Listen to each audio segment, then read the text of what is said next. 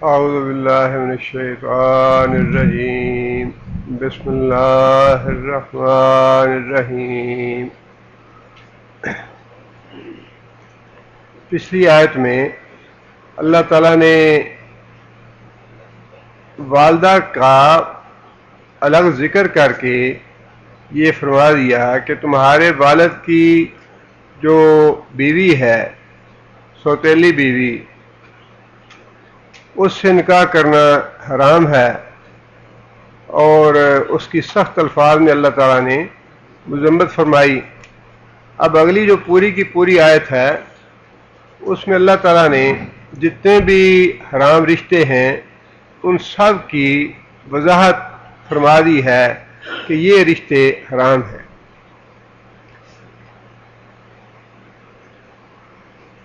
حرمت کے معاملے میں یہ بات ذہن میں رکھنی چاہیے کہ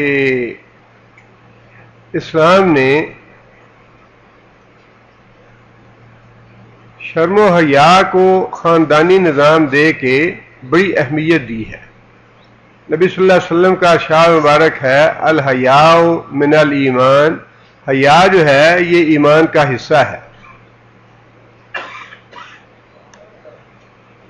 اور یہ ایک تو فطری طور پہ اللہ تعالیٰ نے پیدائشی طور پہ انسان میں شرم و حیا رکھی ہے،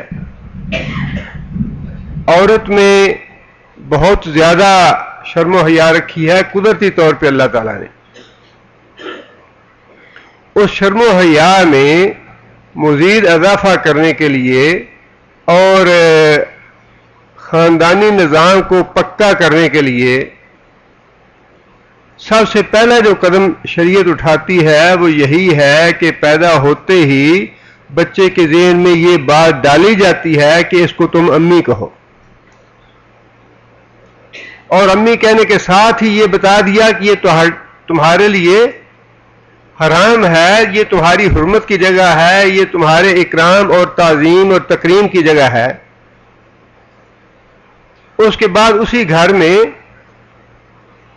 بتا دیا کہ جیسے ہی بچے کو شعور ہوا بتا دیا کہ یہ تمہاری بہن ہے، اس کو بہن کہو، اور ساتھ ہی یہ بتا دیا کہ بہن بھی تمہارے اوپر حرام ہے، اس کی عزت کرنی ہے، اس کا احترام کرنا ہے، اس کو کسی غلط نگاہ سے نہیں دیکھنا۔ اور اس کے بعد پھر اپنے خاندان کے جو قریبی رشتہ دار ہیں ان میں سے جن کے بارے میں اللہ تعالیٰ نے مناسب سمجھا، اللہ تعالیٰ نے فرما دیا اچھا یہ بھی تمہارا فلاں رشتہ ہے، یہ بھی تمہارا فلاں رشتہ ہے، یہ بھی تمہارا فلاں رشتہ ہے، یہ بھی عزت اور احترام کا اور اکرام کا رشتہ ہے، اس کے بارے میں بھی تمہارے دل میں کسی قسم کا کوئی غلط گمان نہیں آنا چاہیے، کوئی غلط خیال نہیں آنا چاہیے، کوئی غلط نگاہ نہیں اٹھنی چاہیے تمہاری ان رشتوں پہ۔ یہ جو نظام عفت اور نظام شرم و حیا دیا ہے اسلام نے، اس کا سب سے پہلا سٹیپ ہی یہ ہے کہ حرام رشتے بتائے، یہ رشتے تمہارے لیے حرام ہیں، اور ان رشتوں کے علاوہ باقی جو رشتے ہیں وہ تمہارے لیے جائز ہیں۔ اس لیے سب سے پہلے اللہ تعالیٰ نے سوتیلی ماں کا ذکر فرمایا کہ سوتیلی ماں تمہاری، اس کا ایک رشتہ قائم ہو چکا تمہارے باپ کے ساتھ، اب وہ تمہارے لیے حرام ہے، وہ تمہارے لیے ویسے ہی ماں کا درجہ رکھتی ہے جیسے تمہاری حقیقی ماں تمہارے لیے عزت اور احترام کا درجہ رکھتی ہے۔ اس کے بعد پھر اس آیت میں یہ بات ارشاد فرمائی، حرمت علیکم، حرمت ماضی کا فعل ہے اور واحد منص غائب کا صیغہ ہے، حرمت حرام کی گئی، علیکم تمہارے اوپر، امہاتکم دوبارہ پھر یہ ریپیٹ کر دیا، پچھلی آیت میں الگ بتانے کے بعد دوبارہ اس کو ریپیٹ کر دیا، حرام کی گئے تمہارے اوپر امہاتکم تمہاری مائیں، خواہ وہ حقیقی ہوں یا سوتیلی ہوں۔ آگے فرمایا کہ وبناتکم، اور تمہاری بیٹیاں بھی تمہارے لیے حرام ہیں۔ جب ماں کا لفظ اللہ تعالیٰ نے استعمال فرمایا تو اس لفظ میں از خود ہی ماں کے ساتھ دادی بھی آ جائے گی اور ماں کے ساتھ نانی بھی آ جائے گی، دادی اور نانی بھی ماں کے مفہوم میں شامل ہیں۔ اسی طرح جب اللہ نے فرمایا کہ تمہارے لیے بیٹیاں جو ہیں وہ بھی حرام ہیں، اس میں بیٹی کے ساتھ دوتی اور پوتی بھی آ جائے گی اور نواسی بھی آ جائے گی.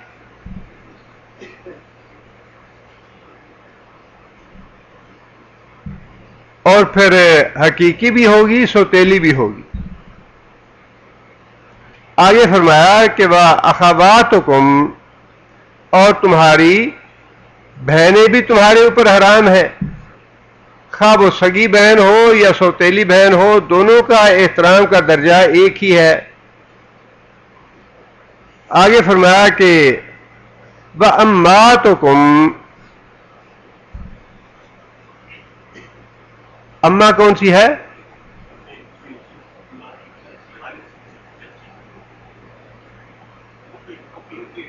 ہاں، والد کی بہن، والد کی بہن جس کو ہم پھوپھی کہتے ہیں، فرمایا کہ وہ بھی حرام ہے، وہ بھی خواہ حقیقی ہو خواہ سوتیلی ہو، دونوں طرح کی حرام ہے پھوپھیاں. اور پھر خالاتکم، تمہاری خالہ بھی حرام ہے. خالہ ہوگی ماں کی بہن، پھوپھی باپ کی بہن، اور خالہ ماں کی بہن. باپ کی بہنیں بھی حرام ہو گئیں، ماں کی بہنیں بھی حرام ہو گئیں، خواہ وہ سوتیلی ہوں یا حقیقی ہوں. اور اسی طرح جب خالہ ہم لفظ استعمال کرتے ہیں تو وہ ماں کی بہن بھی خالہ ہوگی اور دادی کی بہن بھی اس میں آ جائے گی.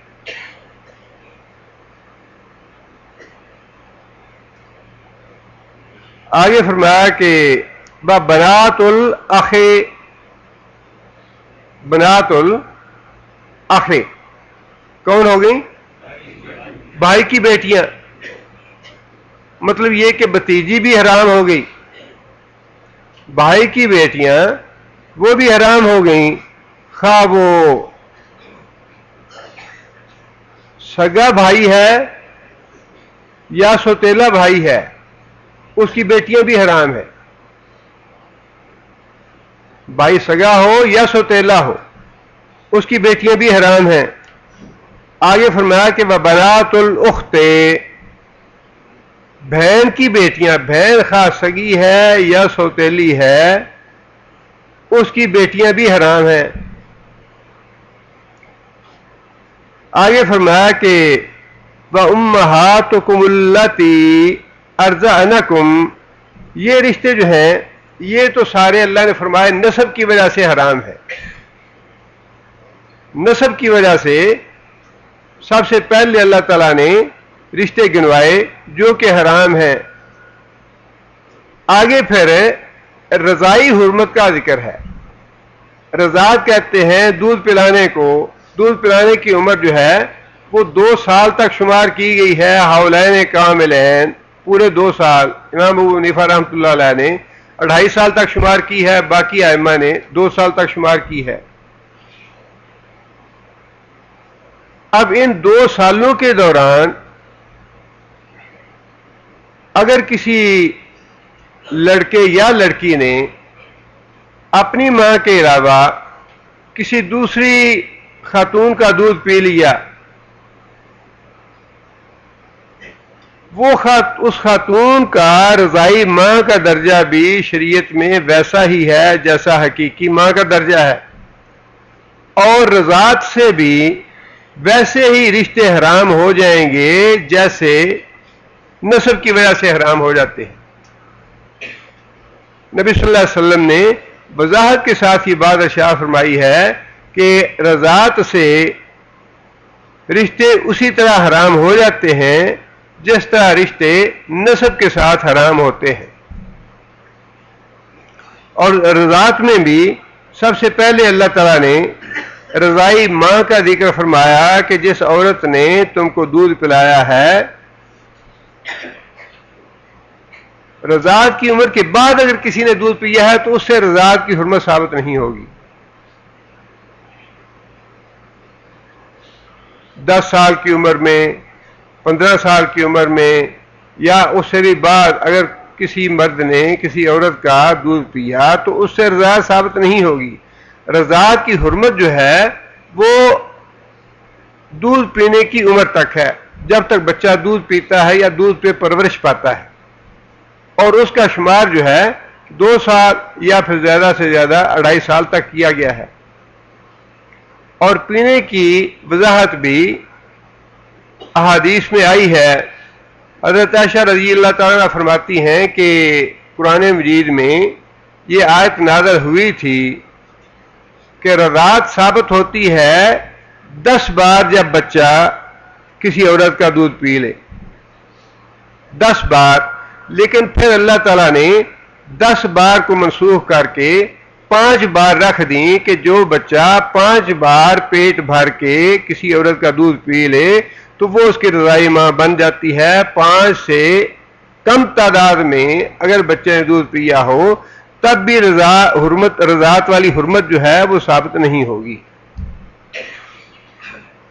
اگرچہ ائمہ کرام میں ان مسائل میں کچھ کمی بیشی یا اختلافات ہیں، لیکن جو احادیث کے مسائل ہیں وہ میں آپ کو بتا رہا ہوں کہ حضرت عائشہ رضی اللہ تعالیٰ عنہ کی روایت کے مطابق پہلے 10 مرتبہ کا تھا، پھر بعد میں اللہ تعالیٰ نے 10 سے کم کر کے 5 مرتبہ کر دیا کہ 5 مرتبہ جو بچہ پیٹ بھر کے دودھ پی لے کسی عورت کا. پیٹ بھر کے سے مراد یہ ہے کہ 5 مرتبہ اس نے اچھی طرح، خواہ وہ 5 مرتبہ سے مراد خواہ وہ ایک ہی مرتبہ میں اس نے 5 بار منہ لگا کے دودھ پیا ہے تو وہ 5 مرتبہ ایک بار میں ہی شمار ہو جائے گا. اس کے بارے میں فرمایا کہ وَأُمَّهَاتُكُمُ اللَّتِي أَرْضَعْنَكُمْ، اور وہ مائیں جنہوں نے تمہیں دودھ پلایا ہے وہ بھی تم پہ حرام ہیں. وَأَخَوَاتُكُمْ مِنَ الرَّضَاعَةِ، وَأَخَوَات کون سی ہوگی؟ تمہاری وہ بہنیں جنہوں نے تمہارے ساتھ دودھ پیا ہے. مطلب یہ کہ رضائی بہن جو ہے وہ بھی حرام ہوگی. جس طرح رضاعت کی وجہ سے ماں حرام ہوگی، اسی طرح رضاعت کی وجہ سے رضائی بہن بھی حرام ہوگی. جن 2 بچوں نے، لڑکے اور لڑکی نے، ایک ہی ماں کا دودھ پیا ہے یا ایک ہی عورت کا دودھ پیا ہے، ان دونوں کا نکاح بھی آپس میں حرام ہو گیا. آگے فرمایا کہ وَأُمَّهَاتُ نِسَائِكُمْ، اور اس کے علاوہ پھر امہات نسائکم، تمہاری بیویوں کی مائیں.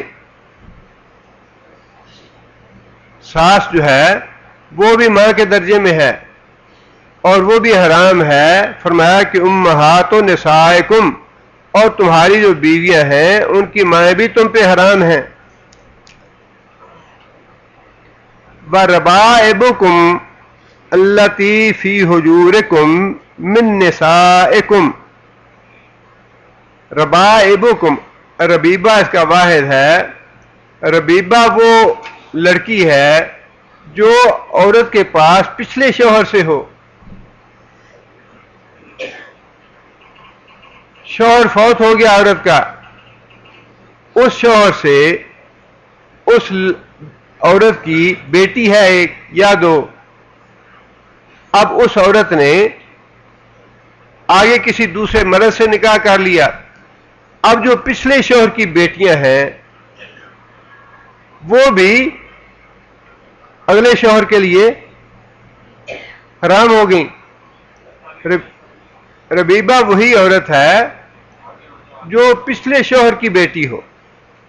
ربائبکم، اور تمہاری وہ پچھلے شوہر کی بیٹیاں، التی فی حجورکم، ہجر کہتے ہیں حفاظت کو یا گود میں پرورش پانا. انہوں نے آ کے تمہاری گود میں پرورش پائی ہو. لیکن یہ تو ایک وضاحت ہے گود میں پرورش پانے والی. اگر گود میں پرورش نہ بھی پائی ہو تب بھی وہ حرام ہے. تمہاری وہ بیٹیاں جو پچھلے شوہر سے ہیں، جنہوں نے تمہاری گود میں آ کے پرورش پائی، وہ بھی حرام ہے۔ من نسائکم، تمہاری بیویوں سے، مطلب یہ کہ بیویوں کی پچھلے شوہر سے بیٹیاں جو ہیں وہ بھی حرام ہو گئیں۔ اچھا، یہ مسئلہ ان بیویوں کا ہے اللاتی دخلتم بہن،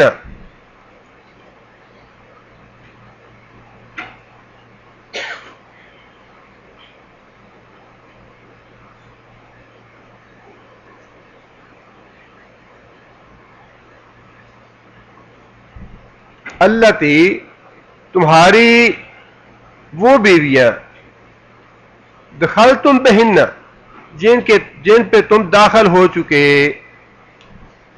جن پہ تم داخل ہو چکے۔ قرآن مجید نے بڑے احتیاط سے اور بڑے پردہ رکھ رکھ کے الفاظ استعمال فرمائے ہیں۔ دخلتم بہن، جن پہ تم داخل ہو چکے، کیا مراد داخل ہو چکے؟ جن سے تم صحبت کر چکے۔ اللاتی دخلتم بہن، تمہاری وہ عورتیں جن سے تم صحبت کر چکے، ان کی جو پچھلے شوہر کی بیٹیاں ہیں وہ حرام ہیں۔ لیکن آگے پھر وضاحت فرما دی، فَإِن لَمْ تَكُونُوا دَخَلْتُمْ، فَإِن لَمْ تَكُونُوا دَخَلْتُمْ، اگر تم ان پہ داخل نہیں ہوئے، اگر تمہاری ان کے ساتھ صحبت نہیں ہوئی، نکاح ہوا پھر ٹوٹ گیا اور اس کے ساتھ زوج و شوہر کا تعلق قائم نہیں ہوا، اس سے پہلے ہی معاملہ ختم ہو گیا، اس صورت میں فرماتے ہیں اللہ تعالیٰ فَإِن لَمْ تَكُونُوا دَخَلْتُمْ بِهِنَّ، اگر تم ان پہ داخل نہیں ہوئے، ان عورتوں پہ، فَلَا جُنَاحَ عَلَيْكُمْ، تو پھر جو ان کی پچھلگ بیٹیاں ہیں ان سے اگر تم نکاح کر لو تو کوئی حرج نہیں۔ یہ مسائل جو ہیں یہ تھوڑے آپ جا کے خود بیٹھ کے پڑھیں گے اور اس پہ غور و فکر کریں گے تو پوری طرح باتیں واضح ہو جائیں گی۔ ممکن ہے فوری طور پہ ایک ہی درس میں بعض چیزیں آپ کو واضح نہ ہوں، لیکن ان کو اگر سمجھنے کی کوشش کریں گے تو انشاءاللہ واضح ہو جائیں گی۔ اللہ نے مسئلہ یہ بیان فرمایا ہے کہ حرام رشتوں کے حوالے سے پہلے تو نسب کی وجہ سے جو رشتے حرام ہوئے وہ واضح فرما دیے، پھر فرمایا کہ رضاعت کی وجہ سے رشتے وہی حرام ہو ویسے ہی حرام ہو جائیں گے۔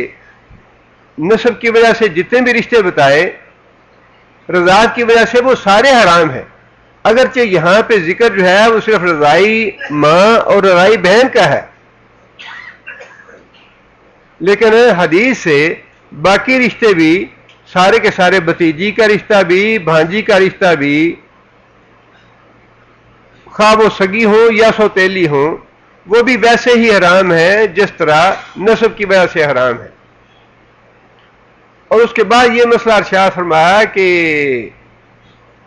تمہاری بیویاں جن سے تمہارا نکاح ہو چکا ہے اور تم نے ان سے صحبت بھی کر لی ہے، ان کی جو پچھلے شوہر سے بیٹیاں ہیں وہ حرام ہیں۔ لیکن اگر تمہارا بعد ان سے نکاح ہوا لیکن صحبت نہیں ہوئی، علیحدگی ہو گئی، تو پھر اس صورت میں اس میں کوئی حرج نہیں کہ تم ان کو چھوڑ کے ان کی بیٹی سے نکاح کر لو۔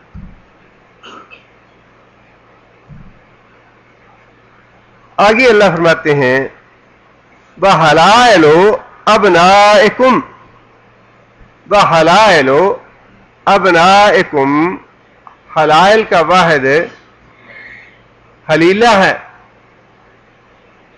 حلیلہ حلال کی گئی اور مراد اس سے بیوی ہے۔ حلیلہ واحد ہے، حلائل اس کا جمع ہے، اور حلیلہ سے مراد حلال کی گئی، مراد اس سے بیوی ہے۔ حلائل ابنائکم، تمہارے بیٹوں کی بیویاں، تمہارے بیٹوں کی بیویاں جو ہیں وہ بھی تمہارے لیے حرام ہیں۔ آگے فرمایا کہ الذین من اصلابکم، اصلاب کا واحد صلب، صلب کا معنی پشت، کون سے بیٹے؟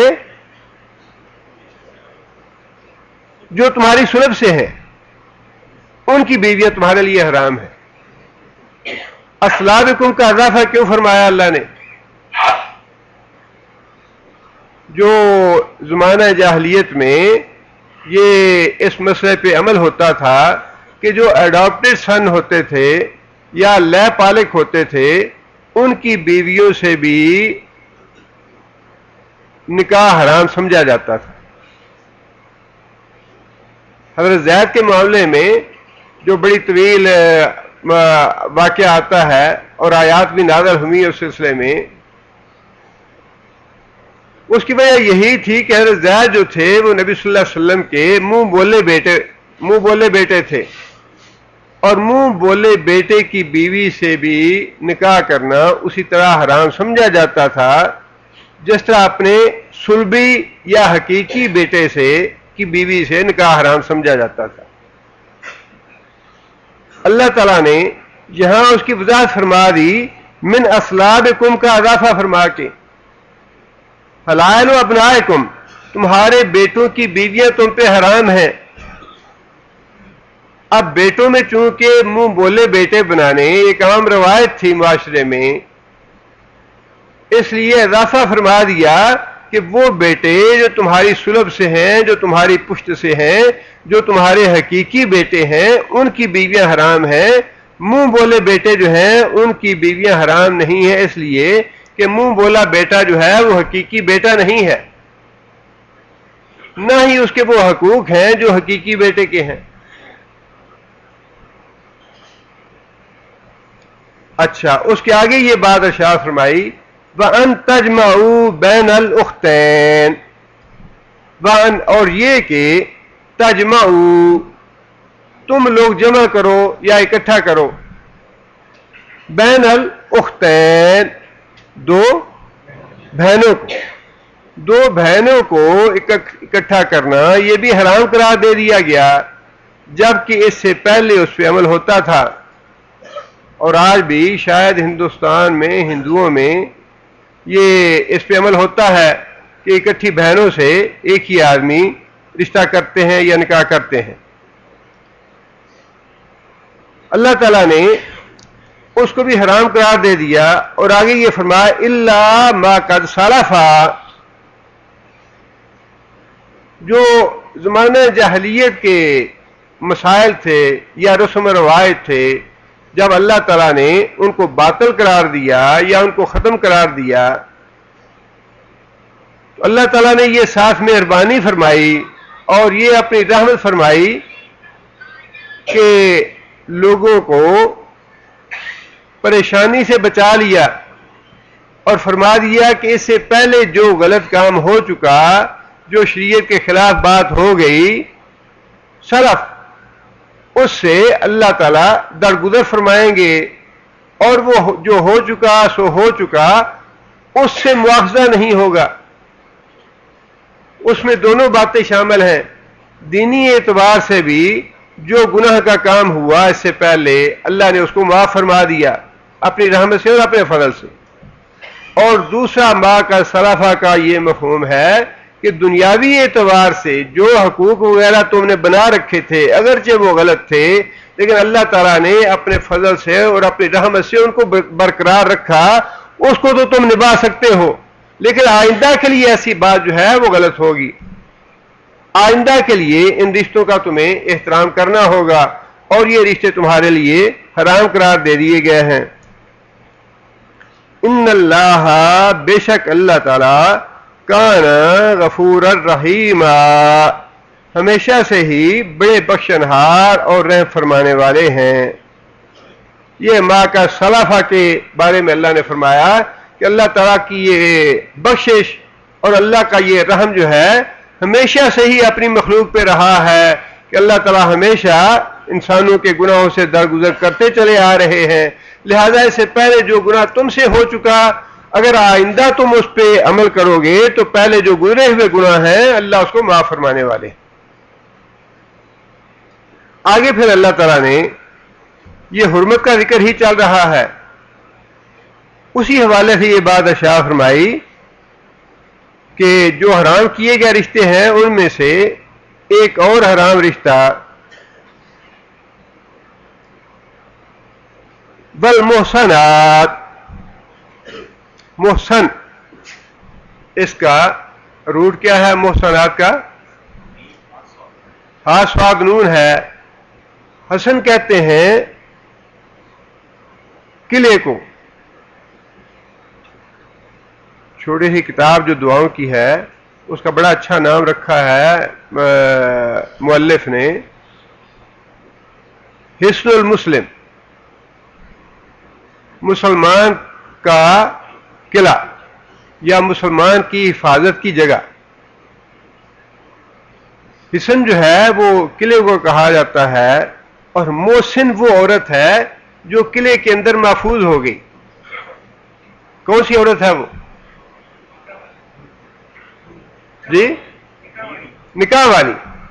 دیکھیے کتنا شریعت نے کیسا کنسپٹ دیا ہے اور کیسا اس کو ذہن میں ڈالا ہے کہ وہ عورت جو ہے نکاح جس نے کر لیا اس نے اپنا دین اور دنیا دونوں محفوظ کر لیے. جس طرح ایک آدمی قلعے میں پناہ میں آ جاتا ہے، قلعے میں آ کے انسان کو تصور یہی ہو جاتا ہے کہ ہر طرح کے مصائب و آلام سے اور ہر طرح کے حملوں سے میں محفوظ ہو گیا ہوں.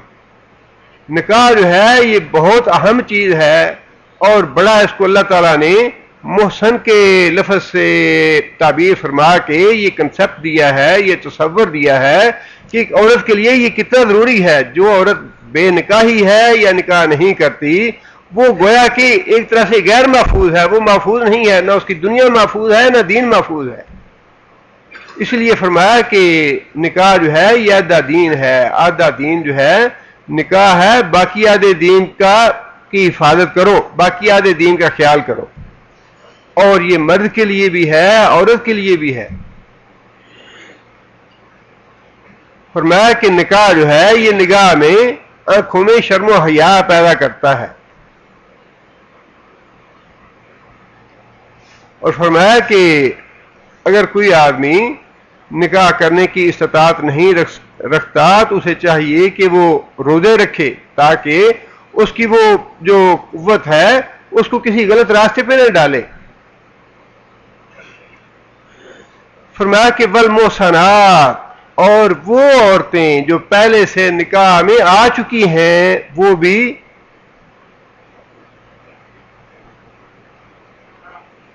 حرام ہے. حرام رشتوں کا ذکر ہو رہا ہے نا. اللہ تعالیٰ بتا رہے ہیں کہ کون کون سی عورتیں تمہارے لیے حرام ہیں. اسی حوالے سے اللہ نے فرمایا کہ جو محسن عورت ہے، جو نکاح والی عورت ہے، من النساء، عورتوں میں سے جو نکاح والی عورت ہے وہ بھی حرام ہے. اور اس کا دوسرا مطلب کیا ہوا؟ دوسرا کوئی آدمی نکاحی عورت سے نکاح نہیں کر سکتا. یہ جو بات بیوقوف یہ کہتے ہیں اچھا جی مرد کو تو اجازت ہے کہ 4 عورتیں کر لے، عورت کو یہ اجازت کیوں نہیں ہے 4 مرد کر لے؟ اللہ تعالیٰ نے اس آیت میں قطعی طور پہ حرام ٹھہرا دیا کہ جو عورت نکاح والی ہے، جو ایک نکاح کر چکی ہے، وہ دوسرا نکاح نہیں کر سکتی. اور وہ زمانہ جاہلیت کا طریقہ تھا، جیسے کہ میں نے عرض کیا کہ حضرت عائشہ رضی اللہ تعالیٰ نے فرمایا کہ زمانہ جاہلیت میں 4 طرح کے نکاح ہوتے تھے کہ ایک عورت جو ہے وہ 10 سے کم مردوں کے ساتھ نکاح کرتی تھی، اور وہ بھی نکاح کا صحیح طریقہ تھا کہ 7 آدمیوں سے نکاح کر لیا، 8 سے کر لیا، 9 سے کر لیا. اور دوسرا طریقہ یہ بھی رائج تھا کہ 10 سے بھی زائد مردوں کے ساتھ نکاح کر لیا. اور اس صورت میں نسب کا فیصلہ جو ہے وہ عورت ہی کرتی تھی.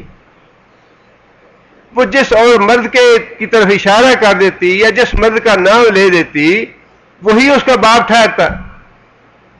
لیکن شریعت نے، اسلام نے اس غلازت اور گندگی کو پسند نہیں فرمایا.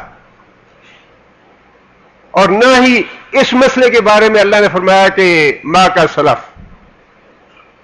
اس آیت کے بعد یہ بات بھی ارشاد نہیں فرمائی، اس لیے کہ یہ جو ہے یہ تو بہت ہی بے غیرتی کی اور بڑی غلاظت اور گندگی کی بات ہے کہ ایک عورت جو ہے وہ ایک مرد سے زائد مردوں سے شادی کرے.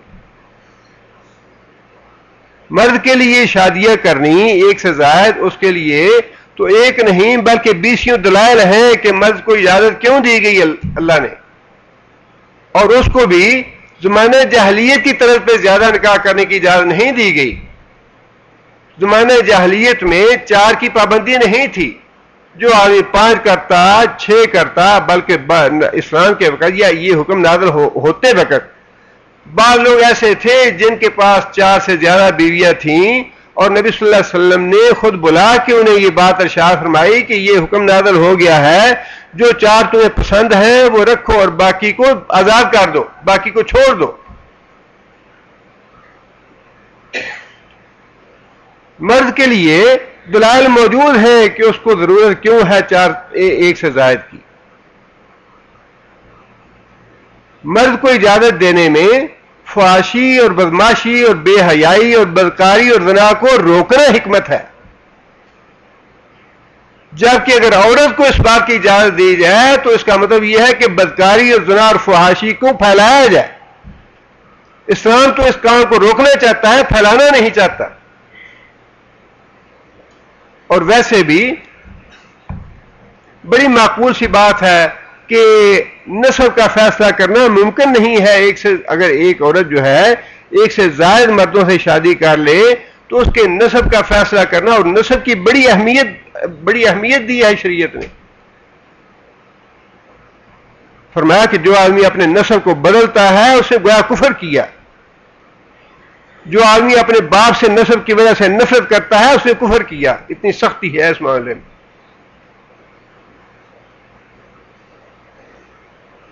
امام ابو حنیفہ رحمۃ اللہ علیہ کے زمانے میں بھی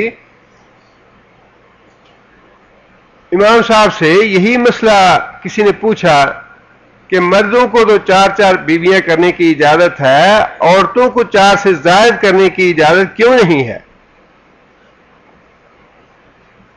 امام صاحب خود تو جواب دیا انہوں نے،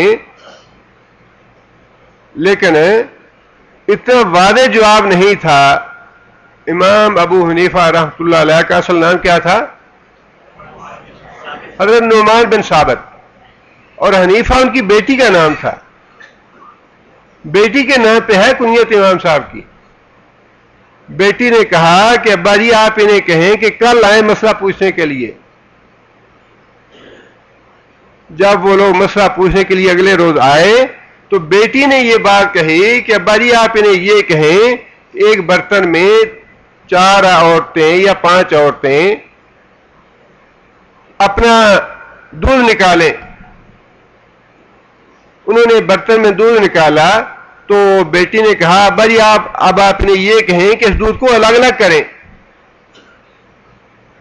تو ان کو مسئلے کی سمجھ آ گئی کہ واقعی نسب جو ہے وہ ایک ہی عورت سے قائم رہ سکتا ہے.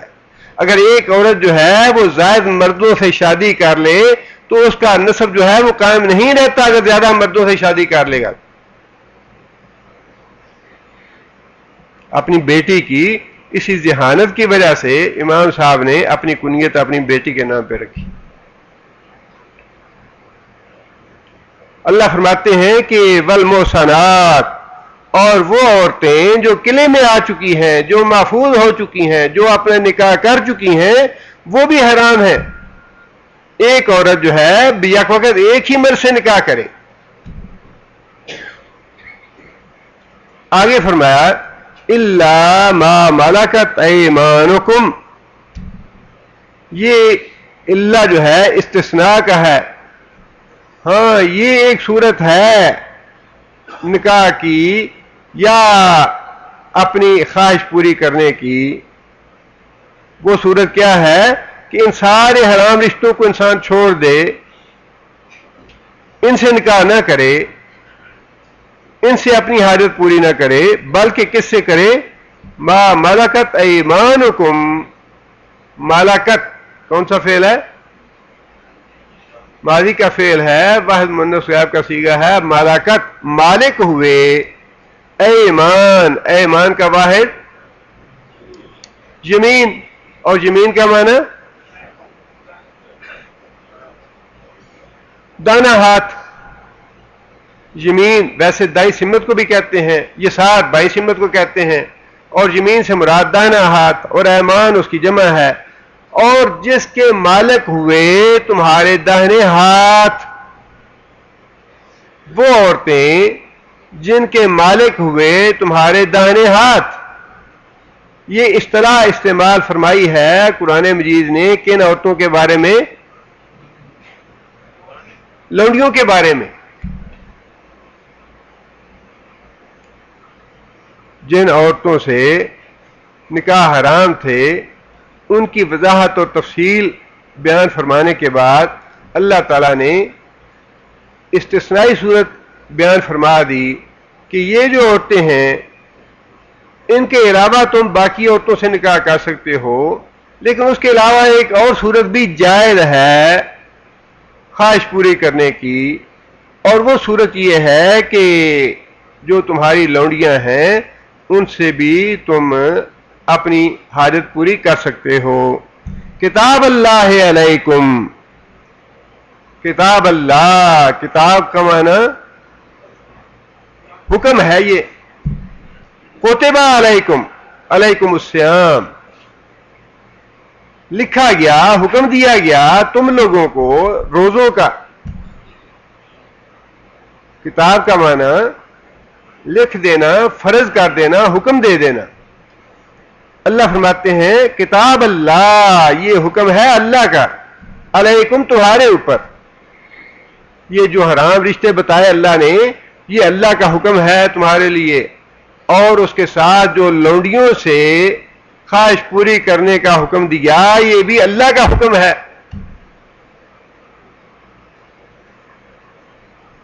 وَأُحِلَّ لَكُمْ، وَأُحِلَّ اور حلال کیا گیا، لکم واسطے تمہارے، ما وہ چیز جو وراء ذالکم، وراء کا معنی پیچھے یا آگے دونوں طرح سے، یعنی الگ، اس کے علاوہ.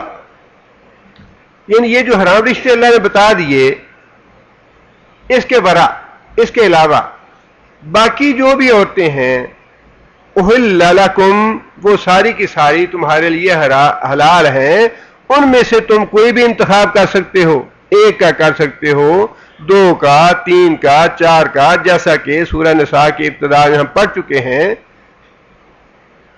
اللہ فرماتے ہیں کہ یہ جو حرام رشتے ہیں ان کو چھوڑ کے باقی جو عورتیں ہیں ان میں سے ایک یا دو یا تین یا چار کا تم انتخاب کر سکتے ہو.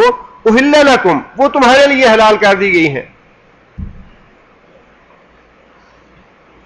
آگے پھر جو حلال کی گئی ہے ان کو کیسے حاصل کرنا ہے، وہ کس طرح سے تمہارے لیے حلال کی گئی ہیں اس کی وضاحت ہے. لیکن اس کی وضاحت سے پہلے لونڈیوں کے بارے میں تھوڑی سی وضاحت کرنا چاہوں گا. ایک تو یہ بات ہے کہ جس طرح اللہ تعالیٰ نے ایک قانون ہمیں دیا ہے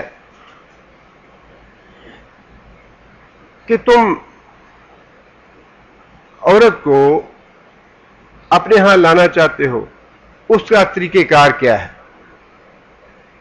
اس کا طریقہ کار یہ ہے کہ جو لڑکے کے ورثاء ہیں، ولی ہیں، اور جو لڑکی کے ولی ہیں وہ آپس میں گفتگو کریں، اپنے لڑکے والے ولی جو ہے وہ لڑکے سے مشورہ کریں، لڑکی کے ولی جو ہے وہ لڑکی سے مشورہ کر لیں. جب معاملہ طے ہو جائے دونوں فریق جو ہیں ان کے کچھ نیک اور متقی لوگ جو ہیں وہ بیٹھ جائیں اور بیٹھ کے باقاعدہ نکاح کا خطبہ پڑھا جائے اور ایجاب و قبول ہو، اس میں حق مہر ہو، اور باقی جو معاملات ہیں وہ سارے کے سارے طے کیے جائیں. اس کے بعد پھر वलीमे का तरीका है, ये सारा एक प्रोसेस बता दिया अल्लाह ताला ने कि जब तुम एक अपने बेटे का या बेटी का निकाह करना चाहते हो तो सारा ये तरीका है, इस तरीके से तुम्हें गुजर के ये मामला मुकम्मल करना है। उसके साथ ही एक और तरीका अल्लाह ताला ने ही बता दिया। अच्छा, एक तरीका और भी है, जिस तरह इस तरीके की बात मसलतें हैं, इसी तरह वो जो दूसरा तरीका अल्लाह ने बताया उसकी भी बात मसलहतें हैं।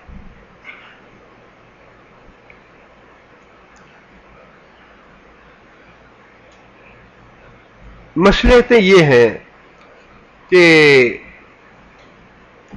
जब दारुल इस्लाम और दारुल हरम में जंग होगी, जंग के बाद शरीयत ने सारे इम्कान जो हैं वो सामने रखे हैं। औरतें अगर मुसलमानों की काफरों के पास चली जाएं, तो जंग है, उसमें हम ये तो नहीं कह सकते कि ऐसे ही जरूर होगा, कभी ऐसे होता है, कभी ऐसे होता है, कभी उस तरह होता है, कभी उस तरह होता है।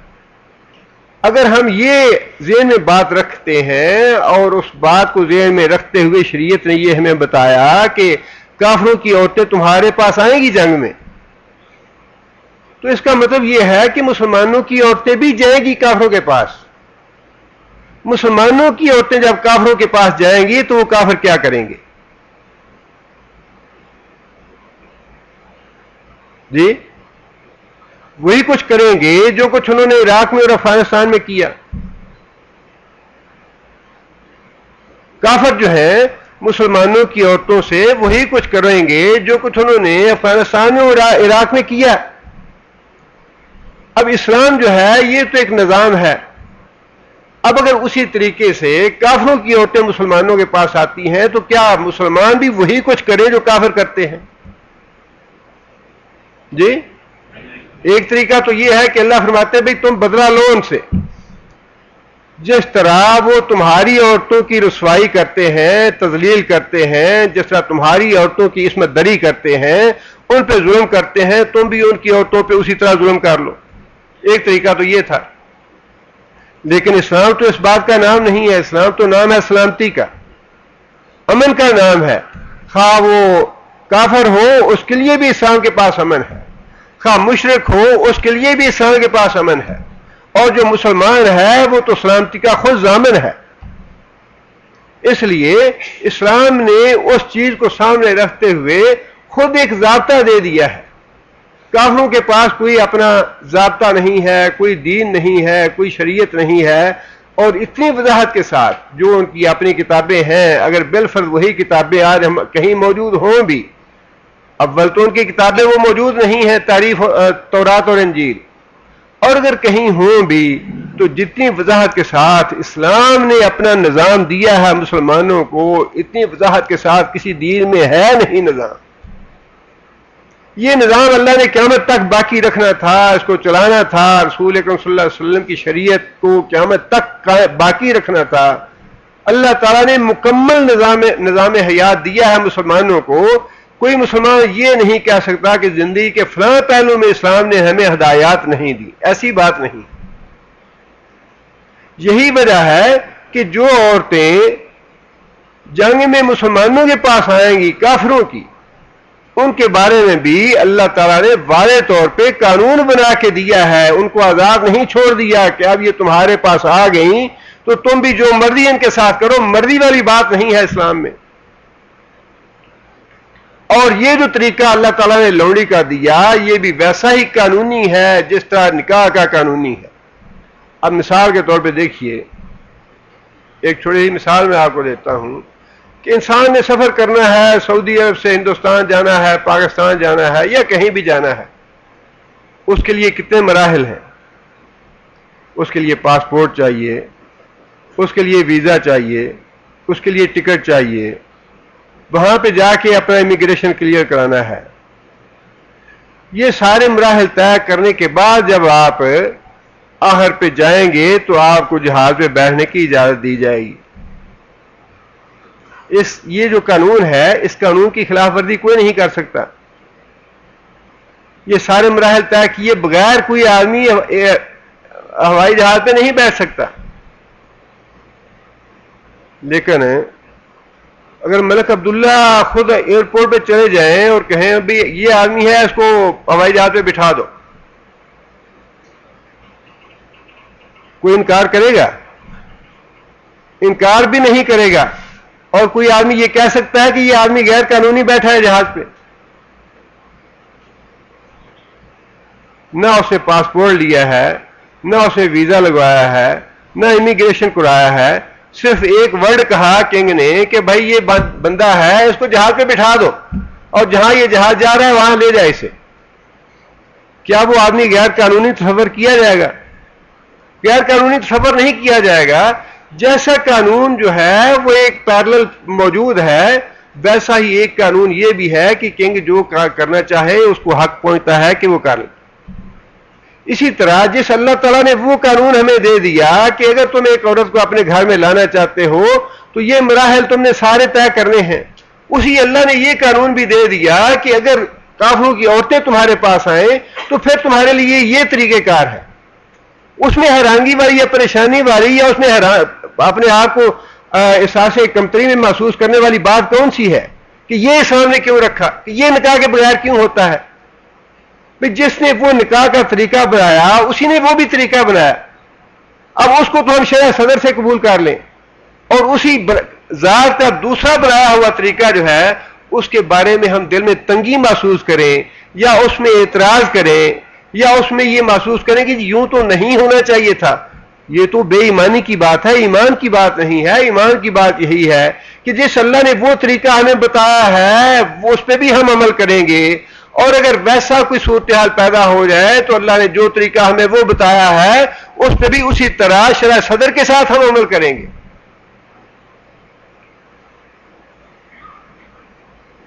وہ بھی اللہ نے طریقہ بتایا, وہ بھی اللہ نے طریقہ بتایا. لہذا ان دونوں طریقوں میں سے جیسی بھی صورتحال ہوگی اس پہ عمل کرنا مسلمان کا کام ہے.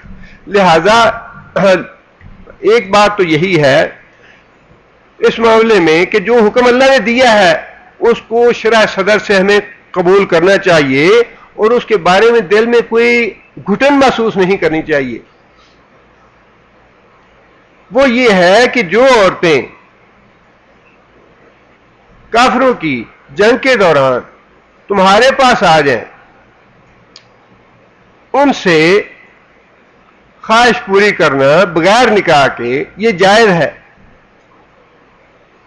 لیکن شریعت نے صرف اسی حد تک معاملہ نہیں رکھا کہ چونکہ کافر ایسا کریں گے لہذا تم بھی ایسا کر لو. ایسا نہیں ہے, بلکہ اس کے لیے بھی قانون بنائے ہیں. قانون یہ ہے کہ جو عورتیں دارالحرب سے آئیں گی, جنگ کے بعد آئیں گی, انہیں سپہ سالار یا حکمران خود یہ فیصلہ کرے گا کہ کس کس فوجی نے زیادہ خدمات دی ہیں اس جنگ میں, کس کس کو کون کون سا میڈل ملنا چاہیے, کس کس کی خدمت کا اعتراف کرنا چاہیے. وہ سپہ سالار جو ہے وہ جو آئی ہیں عورتیں ان کو خود تقسیم کرے گا فوجیوں میں جنہوں نے جنگ میں حصہ لیا ہے. جنہوں نے جنگ میں حصہ نہیں لیا انہیں نہیں, بلکہ یہ ایسا ہی ہے جیسا مال غنیمت تقسیم کیا جاتا ہے. اور پھر اس کے بعد دوسری بات یہ ہے کہ تقسیم کرنے کے بعد شریعت کا حکم یہ ہے کہ فوری طور پہ ان سے صحبت نہ کی جائے, بلکہ 1 مہینے تک انتظار کیا جائے اور یہ دیکھا جائے کہ حامل تو نہیں ہے قیدی عورت, اور اگر وہ حامل ہے تو وضع حمل تک اس کے ساتھ صحبت کی اجازت نہیں ہے. وضع حمل تک اس کے ساتھ صحبت کی اجازت نہیں ہے.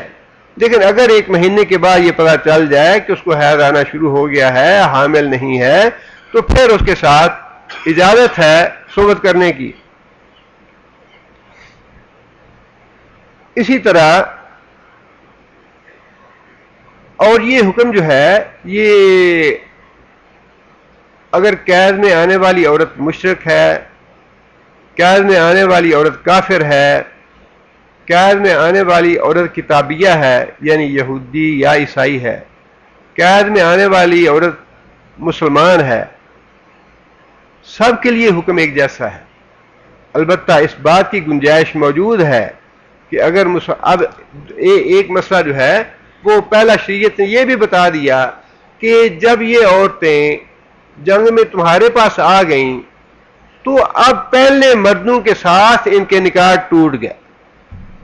سب سے پہلا مسئلہ جو ہے وہ یہی ہے کہ جب وہ عورتیں مسلمانوں کے پاس آ گئیں جنگ کے نتیجے میں تو ان کے جو پہلے نکاح تھے، خواہ وہ کافروں کے ساتھ تھے، مسلمانوں کے ساتھ تھے، عیسائی یا یہودی جو بھی ہیں، ان کے پہلے شوہروں کے ساتھ نکاح جو ہے وہ ختم ہو گئے۔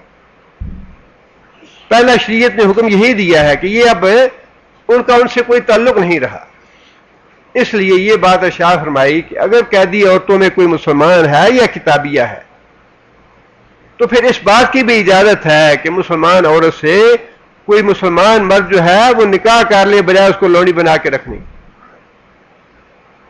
حتیٰ کہ اگر کتابیہ ہے، عیسائی یا یہودی ہے، اس سے بھی کوئی مسلمان نکاح کرنے کے لیے آمادہ ہے تو لونڈی بنا کے رکھنے کی بجائے اس سے نکاح کر کے اس کو رکھ سکتا ہے۔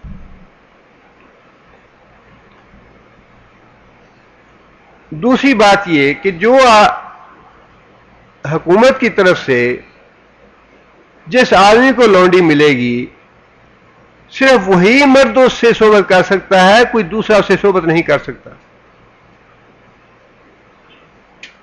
وہ بالکل دوسرے کے لیے اسی طرح حرام ہے۔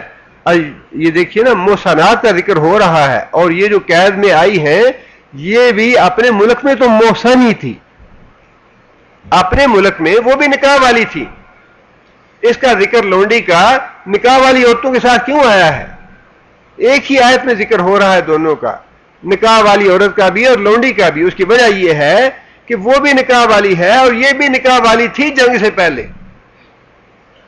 جب دارالحرب سے دارالاسلام میں آئی تو تب اس کا نکاح ٹوٹا، تھی تو یہ بھی محسن، اس لیے ذکر تو اس کا نکاح والیوں کے ساتھ ہی کیا۔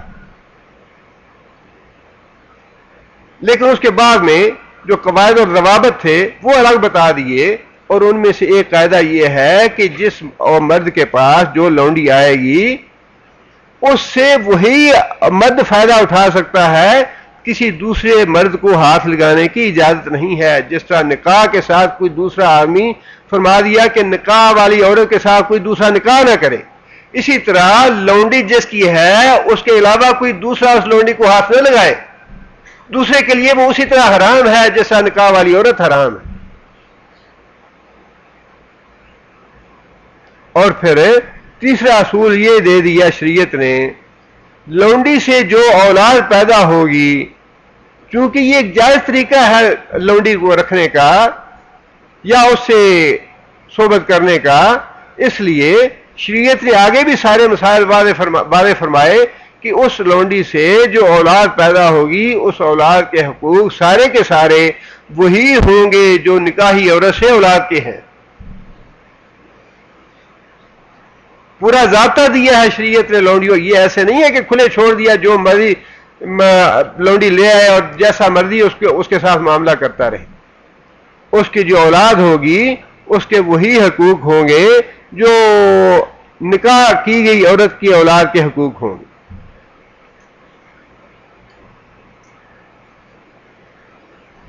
اور اگلی بات یہ شریعت نے بتائی کہ جس لونڈی کے ہاں اولاد ہو جائے گی اس کا جب مالک فوت ہو جائے گا تو پھر وہ لونڈی آزاد ہے، پھر وہ لونڈی نہیں رہے گی۔ اگر وہ کہیں نکاح کرنا چاہے گی تو اپنی آزاد مردی سے نکاح کر سکتی ہے، اگر نکاح نہ کرنا چاہے تو اس کو کوئی مجبور نہیں کر سکے گا کہ تم ضرور نکاح کرو، یا اس کی لونڈی جو ہے اس کی ملکیت کسی دوسرے کو منتقل نہیں ہوگی۔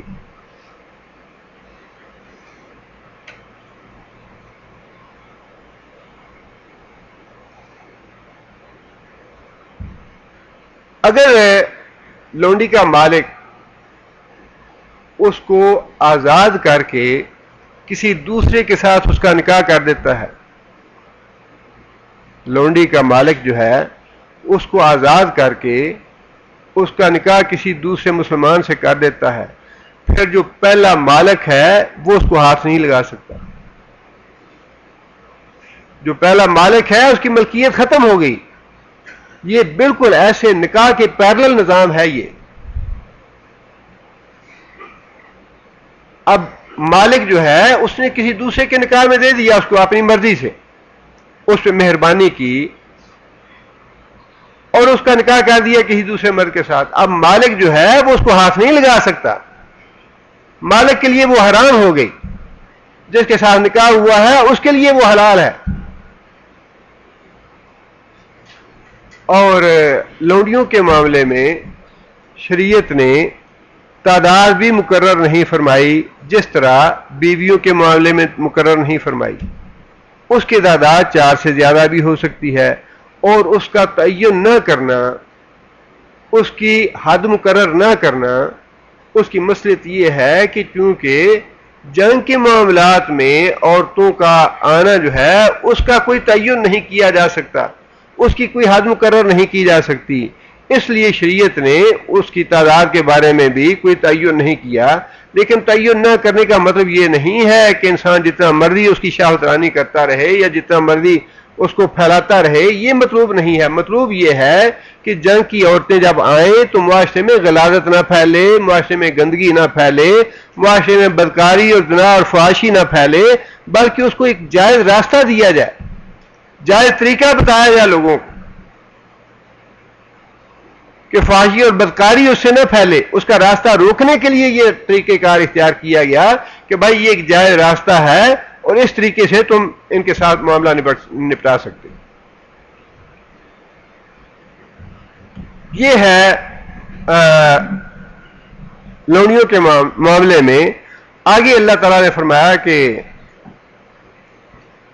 احل لکم ما وراء ذالکم, یہ جو حرام کی گئی عورتیں ہیں, احل لکم ما وراء ذالکم, اس کے علاوہ باقی جو عورتیں ہیں وہ تمہارے لیے حلال ہیں. ان تبتغوا باموالکم, اب اس میں بھی قید لگائی گئی ہے, اس کا بھی طریقہ بتایا گیا ہے کہ وہ جو حلال ہیں عورتیں تمہارے لیے وہ حلال کیسے ہوں گی. پہلی بات ان تبتغوا, کیا معنی تبتغوا؟ تم ان کے طالب بنو, پہلے ایجاب کرو گے نکاح کے دوران, یہ بات کہو گے کہ ہاں میں نے قبول کیا ہے اس عورت کو. تبتغوا, تم طالب ہو اس عورت کے, تم چاہتے ہو اس سے نکاح کرنا. اگر نکاح نہیں کرنا چاہتے یا دل میں نفرت ہے یا لڑائی جھگڑا ہے یا دشمنی ہے یا کوئی اور بات ہے, عورت کو مت اس کے پاس جاؤ, اس سے نکاح نہ کرو. پہلی بات ہی یہ ہے کہ تمہارے دل میں خواہش ہو اس سے نکاح کرنے کی, تاکہ کل کو کوئی فتن نہ پیدا ہو, کل کو کوئی بدمزگی نہ پیدا ہو, کل کو کوئی فساد پیدا نہ ہو, لڑائی جھگڑا نہ پیدا ہو. تب تاغو, پہلی بات یہ ہے کہ تم ان کو حاصل کرنا چاہتے ہو دل سے کہ واقعی ہم ان سے نکاح کرنا چاہتے ہیں. دوسری بات باموالکم, حق مہر مقرر کر کے ان کو حاصل کرو گے, اپنے مال تم خرچ کرو گے ان پہ. جن عورتوں سے نکاح کرو گے, جن عورتوں کو تم چاہتے ہو ان کے ساتھ تم حق مہر مقرر کرو گے, ان پہ اپنے مال خرچ کرو گے. باموالکم, اپنے مالوں کے ساتھ. آگے فرمایا محسنین, محسنین کا معنی ان کو ہمیشہ ہمیشہ کے لیے محفوظ کر رکھنے کے لیے, ہمیشہ مرتے دم تک. آگے پھر مزید وضاحت فرمائی غیر مصافحین. صافحہ کا معنی خون بہانے کو بھی کہتے ہیں صافحہ, پانی بہانے کو بھی صافحہ کہتے ہیں, اور اس سے مرادی معنی ہے بدکاری کرنا, لطف اندوز ہونا. غیر مصافحین, نکاح کس نیت سے کرو؟ بدکاری کی نیت سے نکاح نہ کرو، بلکہ نکاح نبھانے کی نیت سے ان کی زندگی کو محفوظ بنانے کے لیے، ان کو قلعے میں رکھنے کے لیے ان سے نکاح کرو، عارضی نکاح نہ کرو، اپنی خواہش نفسانی پوری کرنے کے لیے نکاح نہ کرو، غیر مصافحین، محسنین بنو، محسن بنو، عورتوں کے لیے قلعہ بنو، عورتوں کے لیے حفاظت بنو، عورتوں کے لیے محفوظ جگہ بنو، غیر مصافحین، نہ کہ شہوت پوری کرنے والے بنو، اپنی ضرورت پوری کر لی، اپنی حاجت پوری کر لی، اس کے بعد چھوڑ دیا اس کو۔ یہاں سے دونوں چیزوں کی اللہ نے تردید فرما دی، ایک تو متع کی تردید فرما دی اور ایک عارضی نکاح کی تردید فرما دی۔ اچھا جی، وہاں جاتے ہیں تعلیم کے لیے گئے یا فلاں مقصد کے لیے گئے یا عارضی قیام ہے وہاں پہ، اچھا 6 مہینے رہنا ہے، سال رہنا ہے اور مدت معین ہے، اتنی مدت کے لیے جا کے وہاں نکاح کر لیا اور اتنی مدت پوری کر کے اس کو چھوڑ دیا، اس کو طلاق دے دی۔ غلط ہے، قرآن مجید کی آیت کے صریحاً خلاف ہے یہ۔ قرآن مجید کہتا ہے کہ نکاح کرو، پہلی بات یہ کہ تمہارے دل میں اس کی چاہت ہو، تم اس کے خواہش مند ہو عورت کے، تب کرو اس سے نکاح۔ دوسری بات قرآن کہتا ہے کہ تم ان کو اپنے حق مار دو گے، ان کے اپنے مال خرچ کرو گے ان پہ، دوسری بات۔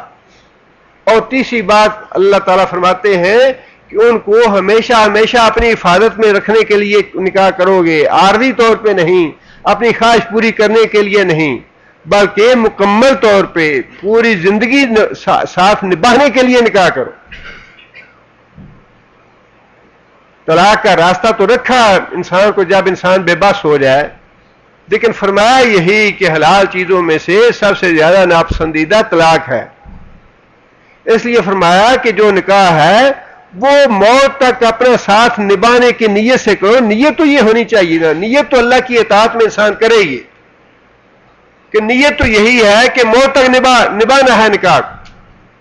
آگے اگر خدا نخواستہ حالات بگڑ جائیں یا معاملات خراب ہو جائیں تو راستہ تو اللہ نے رکھا ہے، لیکن انسان کی نیت جو ہے، جو حکم دیا گیا ہے وہ یہی ہے کہ نیت تمہاری یہی ہونی چاہیے کہ عمر بھر کا ساتھ ہے، عمر بھر اس کو نبھانا ہے نکاح، غیر مصافحین۔ آگے فرمایا فَمَسْتَمْتَعْتُمْ بِهِ مِنْهُنَّ، فَمَسْتَمْتَعْتُمْ، استمتعتم اس کا مادہ کیا ہے؟ ہائی تمتع کسے کہتے ہیں؟ جس میں انسان احرام کی پابندیوں سے ختم ہو جاتی ہیں اور انسان آزاد ہو جاتا ہے اور انسان ان پابندیوں سے فائدہ اٹھا لیتا ہے، بچ جاتا ہے۔ متاع کہتے ہیں فائدہ اٹھانے کو، وہی لفظ ہے فمستمتعتم، اور جو فائدہ تم نے اٹھایا ان عورتوں سے، منکوحہ عورتوں سے، فائدہ اٹھانے سے مراد صحبت کرنا، جو فائدہ اٹھایا تم نے ان عورتوں سے، منہن، ان میں سے، آتوہن اجورہن، آتوہن، دو ان کو، اجورہن، ان کی اجرت۔ اجرت کا لفظ اللہ نے کس لیے استعمال فرمایا؟ حق مہر کے لیے۔ ان کو ان کا حق مہر دو، فریضتاً، جو بھی مقرر کیا ہے،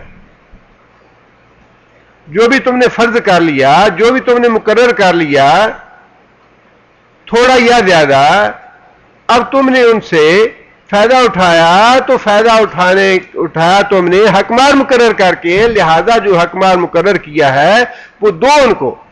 حالانکہ اس سے پہلے بڑی وضاحت کے ساتھ اللہ تعالیٰ بار بار یہ بات ارشاد فرما چکے ہیں کہ حق مہر جو ہے وہ عورتوں کا حق ہے، اور کسی صورت میں بھی کسی مرد کے لیے یہ حلال نہیں ہے کہ وہ حق مہر ادا نہ کرے۔ جہاں کہیں بھی اللہ تعالیٰ نے یہ فرمایا اس کے ساتھ تاکید فرمائی ہے کہ تم نے عورتوں کے ساتھ نکاح کیے ہیں اور حق مہر پہ ادا کیے ہیں، مقرر کر کے ادا کیے ہیں، وہ حق مہر ان کو ادا کرو۔ آگے پھر فرمایا کہ ولا جناح اور نہیں ہے کوئی گناہ علیکم تمہارے اوپر فیما تراضیتم بہ من بعد الفریضۃ. تراضیتم اس کا مادہ کیا ہے؟ را داد یا راضی ہونا. تراضیتم تم دونوں آپس میں راضی ہو گئے، کوئی حرج نہیں، کوئی گناہ کی بات نہیں اس معاملے میں. تراضیتم بہ جس پہ تم دونوں راضی ہو گئے، دونوں سے مراد میاں بیوی راضی ہو گئے. من بعد الفریضہ، من بعد الفریضہ مہر مقرر کرنے کے بعد تم دونوں آپس میں راضی بازی ہو گئے جس معاملے میں، تو اس میں کوئی حرج کی بات نہیں، کوئی گناہ کی بات نہیں. کیا مطلب ہے اس کا؟ حق مہر مقرر کر دیا 50,000 یا 10,000. اللہ فرماتے ہیں کہ نکاح کے وقت تم نے حق مہر مقرر کر لیا، لیکن اس بات میں کوئی حرج کی بات نہیں، کوئی گناہ والی بات نہیں کہ تم نے حق مہر مقرر کر لیا 50,000، لیکن اس کے بعد تم دونوں میاں بیوی آپس میں راضی ہو گیا کسی بھی معاملے پہ. اس سے پہلے کیا فرمایا تھا؟ پہلے تو یہ فرمایا تھا کہ اگر عورتیں تمہیں معاف کر دیں جو حق مہر مقرر کیا تو تم راضی خوشی کھا جاؤ.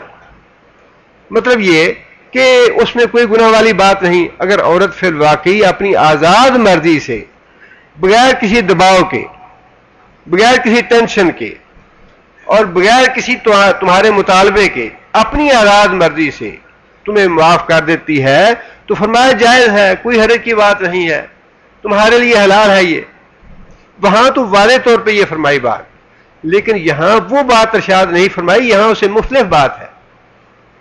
یہاں مختلف کیوں ہے؟ مختلف اس لیے ہے کہ مردوں کو بھی یہ بات اللہ نے فرمائی ہے نا کہ تراضیتم، یہ توقع ضرور نہیں رکھنی چاہیے کہ عورت ہی معاف کرے. آخر یہ بھی پہلو اللہ نے سامنے رکھا کہ مرد کو بھی شرم کرنی چاہیے، مرد کو بھی چاہیے کہ تم نے چلو 50,000 مقرر کیا تھا تو کہو اچھا بھائی مقرر تو 50 میں نے کیا، لیکن اللہ نے مجھے توفیق بڑی دی ہے، میں تمہیں 70 دیتا ہوں. مرد کو بھی شرم کرنی چاہیے. ہر معاملے میں آدمی کو اپنی گنجائش نہیں دیکھنی چاہیے کہ اللہ نے معاف کرنے کا حکم دیا لہذا معاف کرا جاؤ. اللہ نے یہ حکم بھی دیا ہے کہ ٹھیک ہے اگر تم استطاعت نہیں رکھتے یا عورت کی خوشی ہے، عورت معاف کرتی ہے تو صورت جائز ہے وہ بھی، لیکن یہاں اللہ نے اس صورت کو ان الفاظ میں بیان نہیں فرمایا. وہاں تو یہ واضح فرما دیا عورت معاف کرتی ہے اپنی آزاد مرضی سے، اپنی خوشی سے، تو ٹھیک ہے تمہارے لیے جائز ہے، حلال ہے. یہاں دوسرے طریقے سے فرمایا کہ فیما تراضیتم بہ، کہ تم نے حق مہر مقرر کر لیا، حق مہر مقرر کرنے کے بعد میاں بیوی جس بات پہ راضی ہو جائے اس میں اللہ تعالیٰ نے تمہارے لیے کوئی حرج یا گناہ کی بات نہیں رکھی، اور اس میں دونوں پہلو آزاد چھوڑ دیے اللہ تعالیٰ نے. وہ بھی پہلو ہے، ٹھیک ہے وہ پہلو بھی کہ اگر کوئی عورت معاف کرنا چاہے تو عورت معاف کر دے، لیکن ہمیشہ عورت کی طرف سے ہی معافی کیوں؟ ہمیشہ عورت کو انسان کیوں منفی پہلو میں رکھے؟ انسان خود کیوں نہ آگے بڑھ کے مہربان بنے؟ انسان خود کیوں نہ افضل صورت اختیار کرے؟ زیادہ ثواب حاصل کرنے کی خود کیوں نہ کوشش کرے کہ اچھا حق مہر مقرر تو اتنا ہوا تھا لیکن مجھے اللہ نے توفیق زیادہ دی ہے، میں تمہیں حق مہر کے علاوہ، اب دیکھیں نا آدمی یہ کہتا ہے جی میں ہبہ کرتا ہوں، ہدیہ دیتا ہوں، تحفہ دیتا ہوں، میں نے چوڑیاں لے دی، یہ کر دیا وہ کر دیا. انسان نیت یہ کر لے، دیتا تو انسان پھر بھی ہے، ساری زندگی انسان دیتا رہتا ہے، لیکن نیت سے ثواب میں اضافہ ہو جاتا ہے. آپ نے چوڑیاں لے کے دینی ہے اپنی بیوی کو، ٹھیک ہے آپ چوڑیاں لے کے دے دیں، زیور لے کے دینا ہے، ہار لے کے دینا ہے، کوئی اور چیز لے کے دینی ہے، لیکن نیت یہ کر لیں کہ میں نے جو حق مہر تمہیں دیا تھا میں اس حق مہر میں اضافہ کرتے ہوئے یہ حق مہر پہ تمہیں دے رہا ہوں. حق مہر مقرر تو اتنا ہوا تھا، 5 تولے یا 10 تولے سونا ہوا تھا، لیکن میں اس میں اضافہ کر کے 5 تولے یا 10 تولے اور تمہیں دے رہا ہوں، یہ بھی تمہارا حق مہر.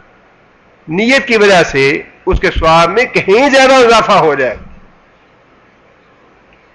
اس لیے اللہ تعالیٰ نے فرمایا کہ جب تم نے حکمہ مقرر کر لیا لا جناح علیکم فیما تراضیتم بہ، اس کے بعد جو بھی تم معاملہ اپنے راضی بازی ہو کے کر لیتے ہو اللہ تعالیٰ کو اس پہ کوئی اعتراض نہیں ہے، اس میں کوئی گناہ والی بات نہیں ہے۔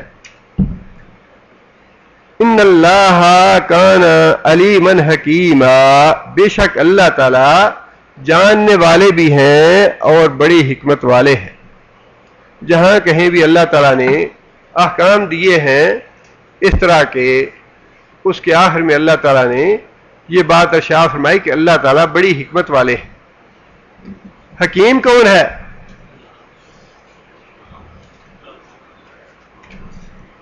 ہمارے ہاں طبیب کو حکیم کہتے ہیں، طبیب کو یا ڈاکٹر کو حکیم کہتے ہیں، حالانکہ حکیم کا نہ تو لغوی اعتبار سے کسی اعتبار سے بھی اس کا مصداق نہیں ہونا چاہیے، طبیب صحیح لفظ ہے یا ڈاکٹر صحیح لفظ ہے، حکیم اس کو کیوں کہتے ہیں؟ حکیم وہ ہے جو دوسرے کی نسبت ایسی باتیں جانتا ہو جس کا دوسرے کو پتہ نہیں۔ مریض کیوں جاتا ہے حکیم کے پاس، طبیب کے پاس؟ اسے مریض کا مرض کا پتہ نہیں ہے، مجھے کیا ہے، تشخیص کیا ہے، مجھے کیا تکلیف ہو گئی، یا اس کا علاج کیا ہے، کس طریقے سے کرنا ہے، کون سی دوا لینی ہے۔ حکیم جو ہے وہ ان چیزوں کا واقف ہے، لہذا ہم طبیب کو حکیم کہتے ہیں کہ مجھے تو بعض چیزوں کا پتہ نہیں، میرے جسم میں کیا بیماری لگی، کیا تکلیف آ گئی، کیا علاج کروں میں، کیسے علاج کروں میں، لیکن یہ آدمی جو ہے یہ حکیم ہے، اس کو مجھ سے زیادہ پتہ ہے۔ حکیم وہ ہے جسے میری نسبت زیادہ پتہ ہے۔ اور اللہ تعالیٰ نے بار بار ایسے مسائل اور احکام بیان کرنے کے بعد یہ بات ارشاد فرمائی کہ تمہیں پتہ نہیں ہے کہ ان چیزوں میں کتنی بڑی حکمت ہے۔ یہ جو اللہ تعالیٰ نے حرام رشتے ٹھہرا دیے ان میں کتنی حکمت ہے، کتنی شرم و حیا پیدا ہو جاتی ہے، گھر کا نظام جو ہے کتنا پاک اور صاف ہو جاتا ہے، کتنی طہارت آ جاتی ہے اس میں۔ اب دیکھیے ایک طرف تو شریعت نے نکاح جو ہے یہ رشتے حرام رشتے بتا دیے، دوسری طرف حکم یہ دیا کہ گھر کے اندر بھی عورت جو ہے ساتر لباس پہن کے رہے، اب اس کے بیٹے ہیں، اس کے داماد ہیں، اس کے دوسرے رشتہ دار ہیں، ساتر لباس پہن کے رہے۔ ساتر لباس گھر کے اندر بھی پہننا ضروری ہے، اور پھر جب گھر سے باہر نکلے تو حجاب لے کے نکلے۔ یہ سارے شرم و حیا پیدا کرنے کے طریقے ہیں اور خاندان کو اور معاشرے کو برائی سے، بے حیائی سے، فحاشی سے پاک اور صاف رکھنے کے طریقے ہیں۔ کیوں فرمایا کہ عورت جو ہے ایسا زیور پہن کے باہر نہ نکلے پاؤں میں جس کی آواز دوسرے مرد سنے۔ عورت جو ہے ایسا زیور پاؤں میں یا ہاتھوں میں پہن کے نہ نکلے جن کی حرکت کی وجہ سے اس کی آواز دوسرے مرد تک پہنچے۔ فرمایا کہ ایسی خوشبو لگا کے عورت نہ جائے باہر جس کی جو خوشبو دوسروں تک پہنچے۔ یہ سارے راستے جو ہیں یہ شریعت نے کیوں ایک ایک کر کے بند کیا ہے؟ شریعت جو ہے وہ معاشرے کو پاک اور صاف رکھنا چاہتی ہے، اور اس کی ابتدا وہ کرتی ہے حرام رشتے بتا کے کہ یہ جو روزانہ تمہارے پاس آنے جانے والے، کوئی ماموں ہے، کوئی چچا ہے، اس کی بیٹیاں ہیں، پھپھی ہے، خالہ ہے، روزانہ تمہارے پاس گھر میں ملنے کے لیے آتے ہیں، ان کا آنا جانا رہتا ہے، ان پہ کوئی غلط نگاہ نہ اٹھے، ان کے بارے میں کوئی دل میں تمہارے غلط تصور نہ آئے۔ اور وہی جو تربیت ہے شرم و حیا کی وہ اتنی زیادہ بڑھتے بڑھتے پختہ ہو جانی چاہیے کہ وہ عورت جس سے تمہارا نکاح نہیں ہے، جس سے تمہارا کوئی واسطہ نہیں ہے، اس کے بارے میں بھی دل میں اتنی شرم و حیا پیدا ہو جائے کہ اس کے بارے میں بھی کوئی غلط تصور دل میں نہ آئے۔ شریعت یہ ساری باتیں بتا کے تربیت کرتا ہے شرم و حیا کی، اور جو شرم و حیا قدرتی طور پہ اللہ نے ذہنوں میں پیدا کی ہے یا جو رکھی ہے انسان کی فطرت میں، مرد میں بھی اور عورت میں بھی، اس کی اللہ تعالیٰ پرورش کرتے ہیں، اس کو آگے بڑھاتے رہتے ہیں، اس لیے کہ شرم و حیا جو ہے یہی ایمان ہے۔ اس لیے اللہ فرماتے ہیں کہ بہت سی باتیں ایسی ہیں جن کا میں حکم تمہیں دیتا ہوں، تمہیں ان کا علم نہیں ہے کہ تمہاری کیا بھلائی ہے اس میں، تمہاری کتنی خیر ہے اس میں۔ مجھے پتا ہے کہ کتنے خیر اور بھلائی کے احکام میں تمہیں دے رہا۔ اللہ تعالیٰ سے دعا ہے کہ اللہ تعالیٰ ہمیں عمل کرنے کی توفیق عطا فرمائے. سبحان ربک رب العزت عما یصفون وسلام علی المرسلین. اس جمعے کے بعد انشاءاللہ ایک مہینے کا ناغہ ہوگا اور اس کے بعد رمضان میں انشاءاللہ حسب معمول ہم پروگرام شروع کریں گے جمعے کی نماز کے بعد ہی. اور اغلب گمان یہی ہے کہ پہلی رمضان جمعے کو ہی ہوگی. جمعے کے دن ہی پہلا روزہ ہوگا اور جیسے بھی ہو پہلی کو ہو یا دوسری کو ہو جمعے کے دن انشاءاللہ اسی جگہ اس وقت ٹینٹ وغیرہ لگ جائیں گے. تو جمعے کی نماز کے بعد 1 بجے سے لے کر 2 بجے تک انشاءاللہ ہمارا پروگرام ہوگا. پچھلے درس سے ایک بھائی کا سوال تھا. سوال وہ بڑا مشکل سا ہے لیکن اس کا ایسا نہیں ہے کہ حل نہیں ہے. بھائی نے لکھا ہے کہ میری وائف ہے اور وہ بڑی اچھی ہے لیکن جب میری ماں یا میری بہنیں آتی ہیں تو پھر مجھے کچھ پرابلم جو ہے وہ پیش آتے ہیں. تو مجھے اپنی والدہ اور اپنی بیوی میں بیلنس کیسے رکھنا ہے؟ یہ ہر آدمی کا سوال ہے اور ہر گھر کا سوال ہے اور ہے بڑا مشکل سوال. اور یہ پیدا زیادہ وہیں ہوتے ہیں جہاں دینی تعلیم کی کمی ہوتی ہے یا دینی تعلیم نہیں ہوتی. ایک تو سیدھا سا اصول اللہ نے ہمیں دیا ہے یا شریعت نے دیا ہے وہ تو انسان کو ذہن میں رکھنا چاہیے. وہ اصول یہ ہے اولاد کو فرمایا کہ تمہاری جنت جو ہے وہ کہاں پہ ہے؟ ماں کے قدموں میں. اور بیوی کی جنت کہاں پہ ہے؟ شوہر کے قدموں میں. فرمایا کہ شوہر عورت آئی نبی صلی اللہ علیہ وسلم کے پاس کوئی مسئلہ پوچھنے کے لیے. نبی صلی اللہ علیہ وسلم نے پوچھا کہ کون عورت ہے؟ فلاں عورت ہے. نبی صلی اللہ علیہ وسلم نے خود اپنے طور پہ پوچھا اس سے یا ممکن ہے اس کے بارے میں کوئی بات سنی ہو. نبی صلی اللہ علیہ وسلم نے فرمایا کہ یہ بتاؤ تمہارا شوہر کے ساتھ معاملہ کیسا ہے؟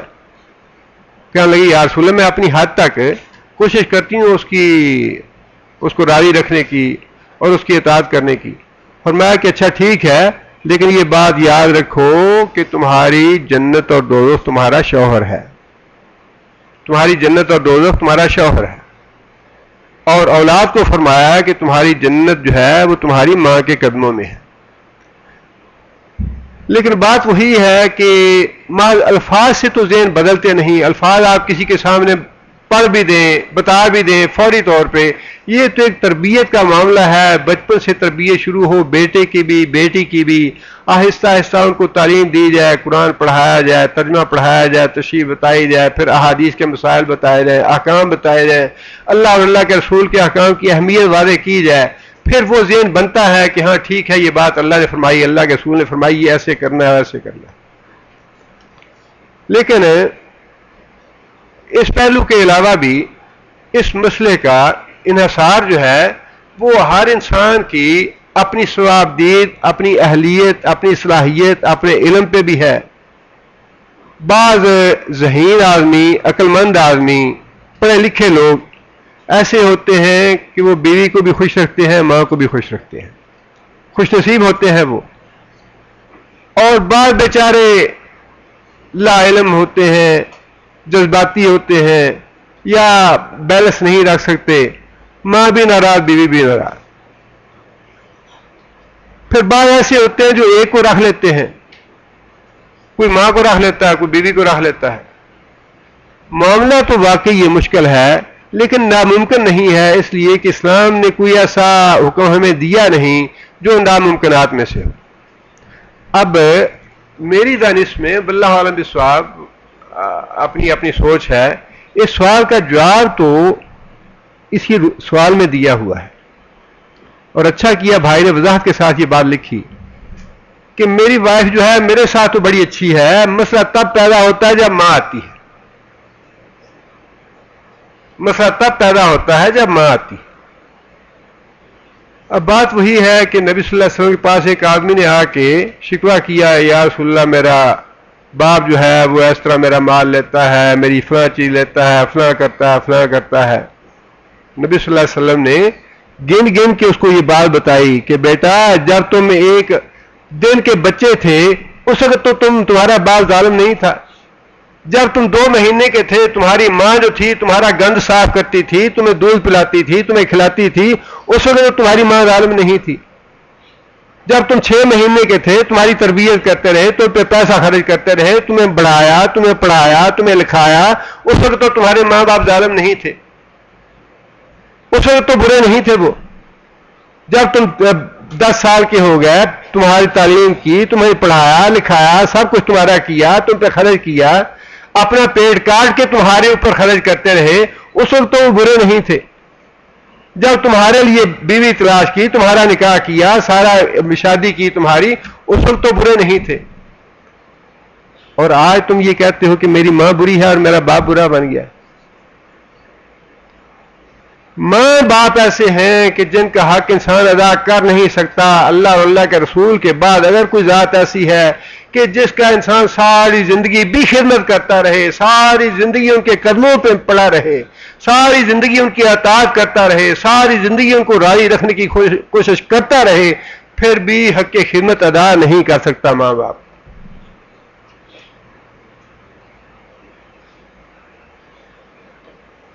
اللہ نے بیوی کے بارے میں یہ بات کیوں نہیں فرمائی قرآن میں کہ اس کو اف نہ کہو یا اس کے حقوق ادا کرو؟ حدیث میں نبی صلی اللہ علیہ وسلم نے تو تاکید فرمائی ہے، لیکن قرآن میں تو اللہ تعالیٰ نے ماں باپ کے لیے کہہ دیا کہ جب بوڑھے ہو جائیں، بڑھاپے کی عمر کو پہنچ جائیں، تو تمہاری زبان سے اف بھی نہیں نکلنی چاہیے. اف کا کیا مطلب ہے؟ اف کا مطلب یہی ہے کہ باپ بوڑھا ہو گیا، اب تم سمجھتے ہو کہ باپ تو چڑچڑا ہو گیا، باپ کو تو عقل اس کی جاتی رہی، یہ باتیں غلط مطالبے کرتا ہے، بعض چیزیں مجھ سے نہیں ہو سکتی، میری سطح سے باہر ہے. اللہ کہتے ہیں کہ اس کو اف بھی نہیں کہنا، جو کرتا ہے کرنے دو، اس کی نافرمانی کر کے تم ظالم نہ بنو. اس لیے بیلنس کا مطلب اگر تو یہ ہے، پہلی بات تو یہ ہے کہ اگر بھائی کا مطلب بیلنس کرنا اس طرح سے ہے کہ دونوں کو ایک ہی ترازو میں رکھا جائے تو یہ تو مطلوب نہیں ہے شریعت کا. اور اگر بیلنس سے مراد یہ ہے کہ دونوں کو کس طرح سے راضی اور خوش رکھا جائے تو اس کا یہی طریقہ ہے کہ ماں اور باپ جو ہے وہ مقدم ہیں، ان کی مرضی، ان کی خواہش، ان کا ادب اور ان کا احترام واجب ہے. اس کے بغیر انسان کی نجات نہیں ہے، اس کے بغیر چارہ کار نہیں ہے. وہ ظلم کریں، جو کچھ بھی کریں، وہ اللہ کے آگے جواب دہ ہوں گے، لیکن اولاد کا یہ حق نہیں ہے کہ ان کے آگے سر اٹھائے. باقی رہ گیا معاملہ بیوی کا. بیوی کے حقوق اللہ تعالی رسول اللہ صلی اللہ علیہ وسلم نے واضح طور پہ فرما دیے کہ جہاں تم رہتے ہو وہاں رہو، جو پہنتے ہو وہ پہنو، جو کھاتے ہو وہ کھاؤ، ان کو گالی نہ دو، ان کی عزت نفس کا خیال رکھو، ان کے چہرے پہ نہ مارو. ان چیزوں کے آپ اللہ اور اللہ کے رسول کی اطاعت کرتے ہوئے ان چیزوں پہ خیال رکھیں، اس کے حقوق ادا کریں.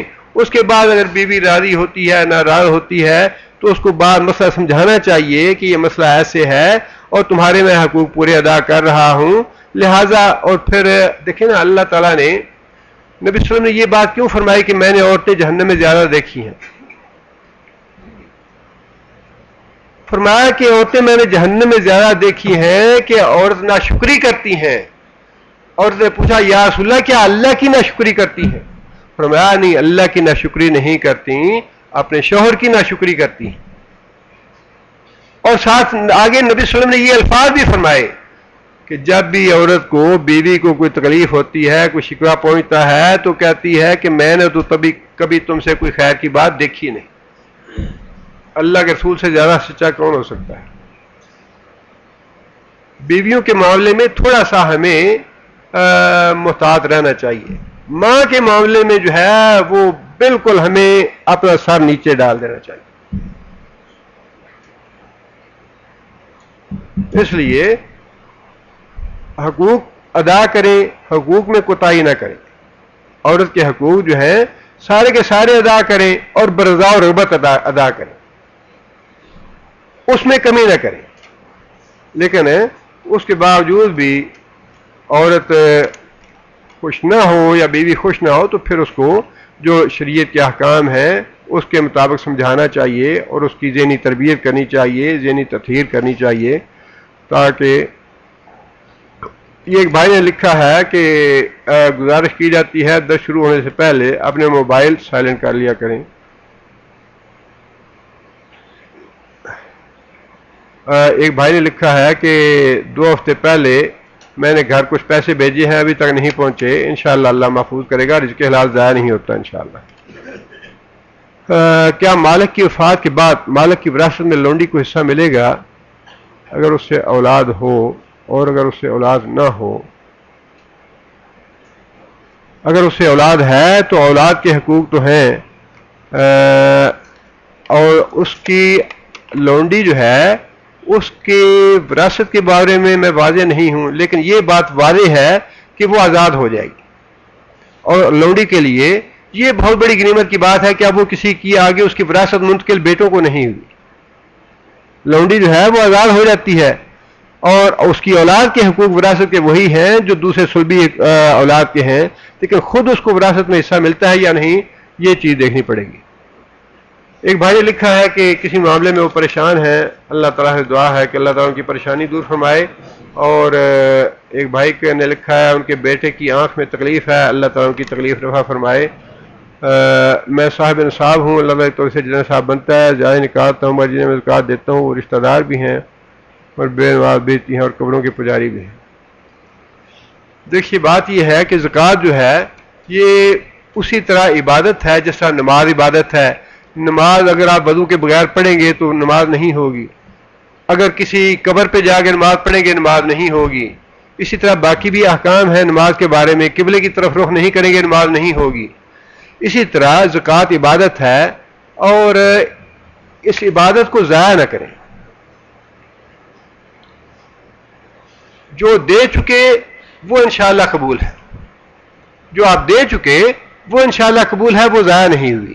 لیکن اپنی زکوٰۃ جو ہے وہ نیک آدمی, متقی آدمی, پرہیزگار آدمی, موحد آدمی, نمازی آدمی کو دیں. مشرک آدمی کو, بدعتی آدمی کو, بے نمازی کو زکوٰۃ دے کے اپنی زکوٰۃ ضائع نہ کریں. جو دے چکے وہ انشاءاللہ قبول ہے. وہ واقعہ ہے حدیث میں, اور اس میں نبی صلی اللہ علیہ وسلم نے فرمایا کہ جو تم دے چکے وہ ٹھیک ہے, وہ قبول ہو گئی ہے.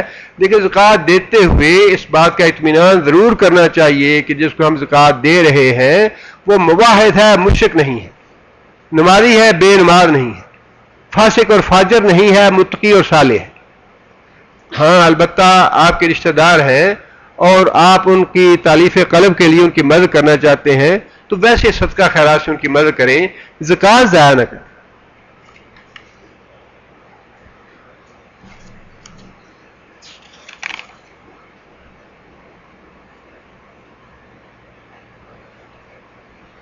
کیا بیماریوں کا علاج, حفاظتی تدابیر جو ہم مصیبتوں پریشانیوں سے بچنے کے لیے اختیار کرتے ہیں, اللہ کی تقدیر کو ٹالا جا سکتا ہے؟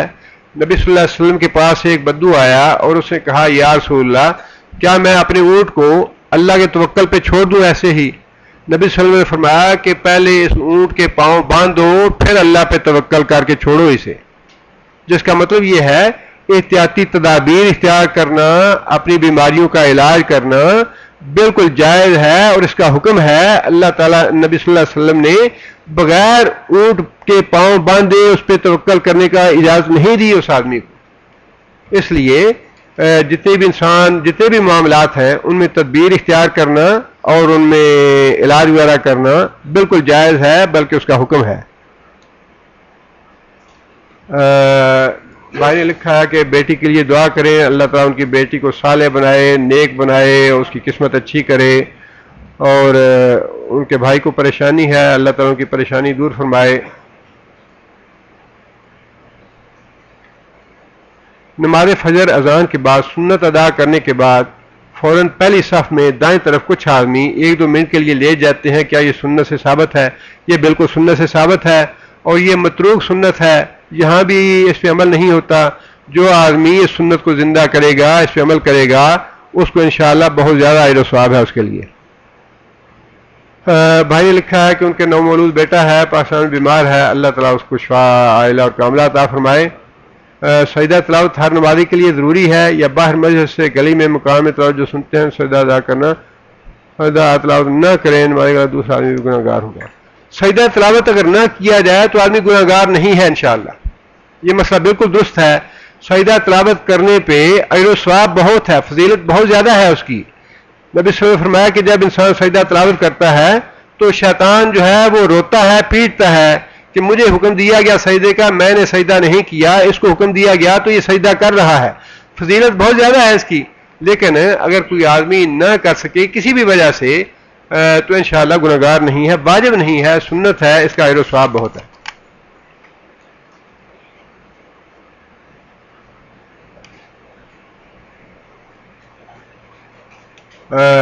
ایک بھائی نے دعا کی درخواست کی ہے کہ ان کی والدہ بیمار ہیں, اللہ تعالیٰ شفا عاجلہ اور کاملہ عطا فرمائے انہیں, اور کفیل کے سلسلے میں کچھ پریشان ہیں, اللہ تعالیٰ ان کی پریشانی دور فرمائے.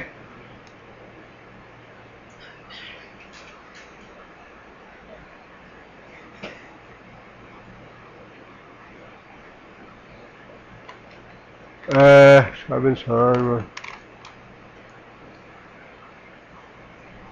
قیامت کے دن سب انسان ننگے بدن قبروں سے اٹھیں گے, ان کو لباس کب دیا جائے گا, حوض کوثر سے پہلے یا بعد میں؟ لگتا تو یہی ہے کہ قبروں سے تو انشاء ایسے ہی ہے کہ انسان بے لباس اٹھیں گے اور بے ختنہ اٹھیں گے, جس طرح انسان ماں کے پیٹ سے پیدا ہوتا ہے اس طرح اٹھیں گے, لیکن اس کے بعد فوراً ہی لباس پہنایا جائے گا. اور کہا جاتا ہے کہ سب سے پہلے حضرت ابراہیم علیہ السلام کو لباس پہنایا جائے گا. امید یہ ہے کہ انشاءاللہ حوض کوثر سے پہلے یہ پہنایا جائے گا. واللہ عالم بالصواب. وضو کرنے کے بعد چہرے پر کریم وغیرہ لگا سکتے ہیں انشاءاللہ, کوئی حرج نہیں. ہمارے گھر والوں کے لیے 2 عدد 20ویں دودھ وغیرہ کے لیے رکھی ہے, بھینسیں دودھ کے لیے رکھی ہیں. کیا ان بھینسوں پر جو انسان کی اپنی استعمال کی چیزیں ہیں, ان بھینسوں کا دودھ اور گھی آپ استعمال کرتے ہیں تو اس پہ کوئی زکوٰۃ نہیں ہے. ہاں اگر بچت ہو جائے, گھی بچ گیا ہے اور وہ فروخت کرتے ہیں, تو جو فروخت کیا گیا پیسہ ہے اگر وہ اس میں بھی بچت ہے تو اس پہ زکوٰۃ ہے. اگر وہ ساتھ ساتھ خرچ پہ ہوتا رہے تو پھر اس پہ زکوٰۃ نہیں ہے. یہ ایک بھائی نے لکھا ہے کام کے معاملے میں وہ کام تلاش کر رہے ہیں اور انہیں کام نہیں مل رہا, اگر کوئی بھائی ان کی مدد کر سکتے ہوں تو ان کی مدد کیجیے. شرک کا مسئلہ چاہ لکھا ہوا کیلنڈر پہ نمازوں کے اوقات مقرر ہیں. شروع کا وقت مثلا 4 بجے لکھا ہے, 4:02 لکھا ہوا ہے, تو اشراق کے بعد 4:02 پر ادا کر سکتے ہیں. یہ تحقیق یہ ہے واللہ عالم بالصواب کہ جو وقت شروع کا لکھا ہے نا گھڑیوں پہ یا کیلنڈروں پہ, اس سے 15 منٹ 20 منٹ بعد شروع ادا کریں.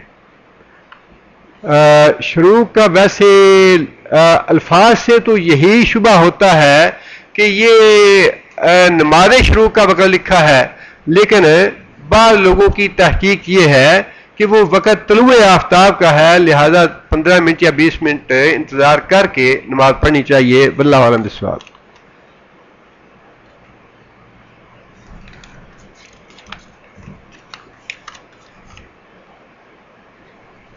ایک ہی احرام میں احرام باندھے 2 آدمی کے لیے عمرہ کی نیت کرے تو کیا 2 آدمی کا عمرہ ایک بار ہو جائے گا؟ اگر کسی کی طرف سے عمرہ کرنا ہو تو بیک وقت ایک آدمی کی طرف سے کر سکتے ہیں, بیک وقت 2 آدمیوں کی طرف سے نہیں کر سکتے. البتہ قربانی جو ہے وہ اگر ایک سے زائد آدمیوں کی طرف سے نیت کر لی جائے تو وہ انشاءاللہ ہو جائے گی, اس کا ثبوت ہے حدیث میں. لیکن عمرہ جو ہے وہ بیک وقت آپ ایک آدمی کی طرف سے ہی کر سکتے ہیں, عمرے کی نیت ایک سے زائد آدمی کی طرف سے نہیں کر سکتے.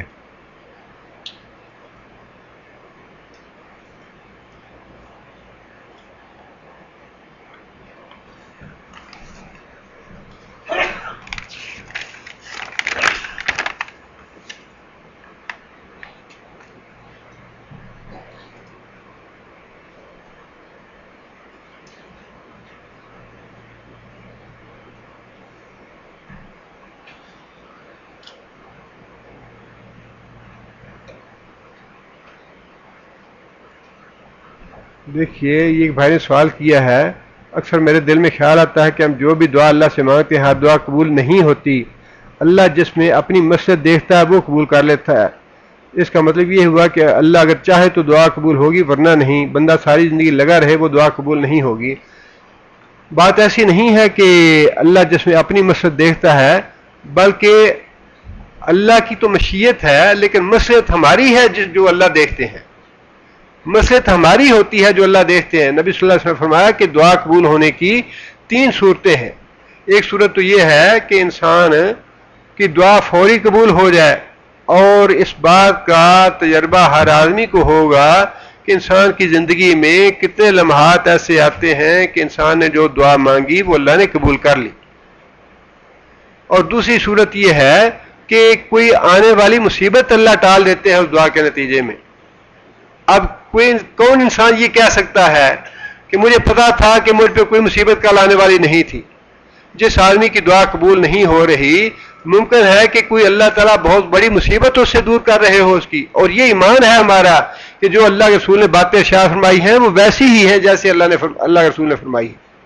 اور فرمایا کہ تیسری صورت یہ ہے اللہ تعالیٰ اس دعا کا اجر و ثواب جو ہے وہ قیامت کے دن محفوظ کر لیتے ہیں. اب ان میں سے صرف ایک چیز ایسی ہے جس کا ہمیں علم ہوتا ہے، اور وہ صورت ہے دعا قبول ہونے کی. باقی دونوں صورتوں کا ہمیں علم نہیں ہوتا، لہذا ہم اس بارے میں کوئی بات یقین سے نہیں کہہ سکتے کہ اللہ تعالیٰ نے ہماری دعا جو ہے اس کو کس درجے میں رکھا ہے. اور جس درجے میں بھی اللہ رکھے اسی میں ہماری خیر اور بھلائی ہے. آپ دیکھیں نا، ایک 5 سال کا بچہ ہے، 6 سال کا، آپ کو بڑا پیارا ہے، بڑی محبت ہے اس سے، بڑا پیسہ ہے آپ کے پاس. 6 سال کا بچہ ضد کرتا ہے بابا مجھے راڈو گھڑی لے دیں، راڈو گھڑی چاہیے. آپ لے کے دے سکتے ہیں اسے، لیکن آپ لے کے کیوں نہیں دیتے؟ آپ کہیں گے بیٹا ابھی آپ کی عمر چھوٹی ہے، آپ کی عمر نہیں ہے ابھی راڈو لینے والی، جب آپ بڑے ہو جائیں گے، آپ کی عمر ہو جائے گی تو میں دے دوں گا. یہی معاملہ ہے کہ اللہ جانتا ہے، ہم نہیں جانتے. یہی میں نے وضاحت کی. اللہ کیوں بار بار کہتے ہیں ان اللہ کان علیما حکیما، اللہ حکیم ہے، اللہ حکیم ہے. تم نہیں جانتے، اللہ جانتا ہے.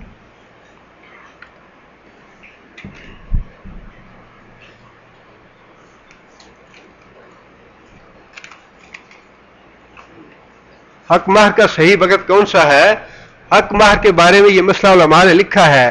حق مہر جو ہے ویسے تو جو بھی نکاح نامے میں طے ہو جائے، ایک ہے معجل عین کے ساتھ جس کا مطلب ہے فوری ادا کرنا اجرت کے ساتھ، اور ایک دوسرا معجل ہے تاخیر کے ساتھ. جیسے طے ہو جائے ویسے ہی ٹھیک ہے، لیکن اچھا یہ ہے، افضل یہ ہے کہ انسان فوری طور پہ اس کو ادا کر دے. قرر ہے یہ، قرر کو تو جتنا جلدی ہو سکے ادا کرنا چاہیے. اگر علماء نے لکھا ہے کہ آپ نے طے کیا کہ میں فوری طور پہ ادا کروں گا، آپ نے فوری ادا نہیں کیا، عورت کو اس بات کا حق ہے کہ وہ مرد کے پاس نہ جائے. عورت کو اس بات کا حق ہے کہ مرد جو ہے اس کے پاس جانے سے انکار کر دے کہ تم نے وعدہ یہ کیا تھا کہ میں فوری طور پہ حق مہر ادا کروں گا، تم نے حق مہر ادا نہیں کیا، لہذا میں تمہارے بلانے سے انکار کرتی ہوں، میں نہیں آتی. تو عورت کے لیے بالکل جائز ہے یہ. لہذا یہ بات واضح رہنی چاہیے کہ حق مہر جو ہے وہ فوری طور پہ ادا ہونا چاہیے. بسم اللہ الرحمن الرحیم، الحمدللہ رب العالمین، الرحمن الرحیم، مالک یوم الدین، ایاک نعبد و ایاک نستعین، اہدنا الصراط المستقیم، صراط الذین انعمت علیہم غیر المغضوب علیہم ولا الضالین. اللهم صل علی محمد وعلی آل محمد کما صلیت علی ابراہیم وعلی آل ابراہیم انک حمید مجید. اللهم بارک علی محمد وعلی آل محمد کما بارکت علی ابراہیم وعلی آل ابراہیم انک حمید مجید. ربنا ظلمنا انفسنا ان لم تغفر لنا وترحمنا لنكونن من الخاسرین. ربنا آتنا فی الدنیا حسنة وفی الآخرة حسنة وقنا عذاب النار. اذهب الباس رب الناس واشف الشافي لا شفاء الا شفاءك شفاء لا يغادر سقما. ربنا هب لنا من ازواجنا وذرياتنا قرة اعين واجعلنا للمتقين اماما. ربنا اصرف عنا عذاب جهنم ان عذاب جهنم كان غراما انها ساءت مستقرا ومقاما. اللهم ايد الاسلام والمسلمين، اللهم اعز الاسلام والمسلمين، اللهم اذل الشرك والمشركين، اللهم دمر اعداء الدين، اللهم اغفر لجميع المؤمنين والمؤمنات، اللهم نور قلوبنا بنور الإيمان، اللهم ثبتنا على الإسلام، اللهم اغفر لجميع المؤمنين والمؤمنات الأحياء منهم والأموات، ربنا تقبل منا إنك أنت السميع العليم وتب علينا إنك أنت التواب الرحيم سبحان ربك رب العزة عما يصفون وسلام على المرسلين والحمد لله رب العالمين.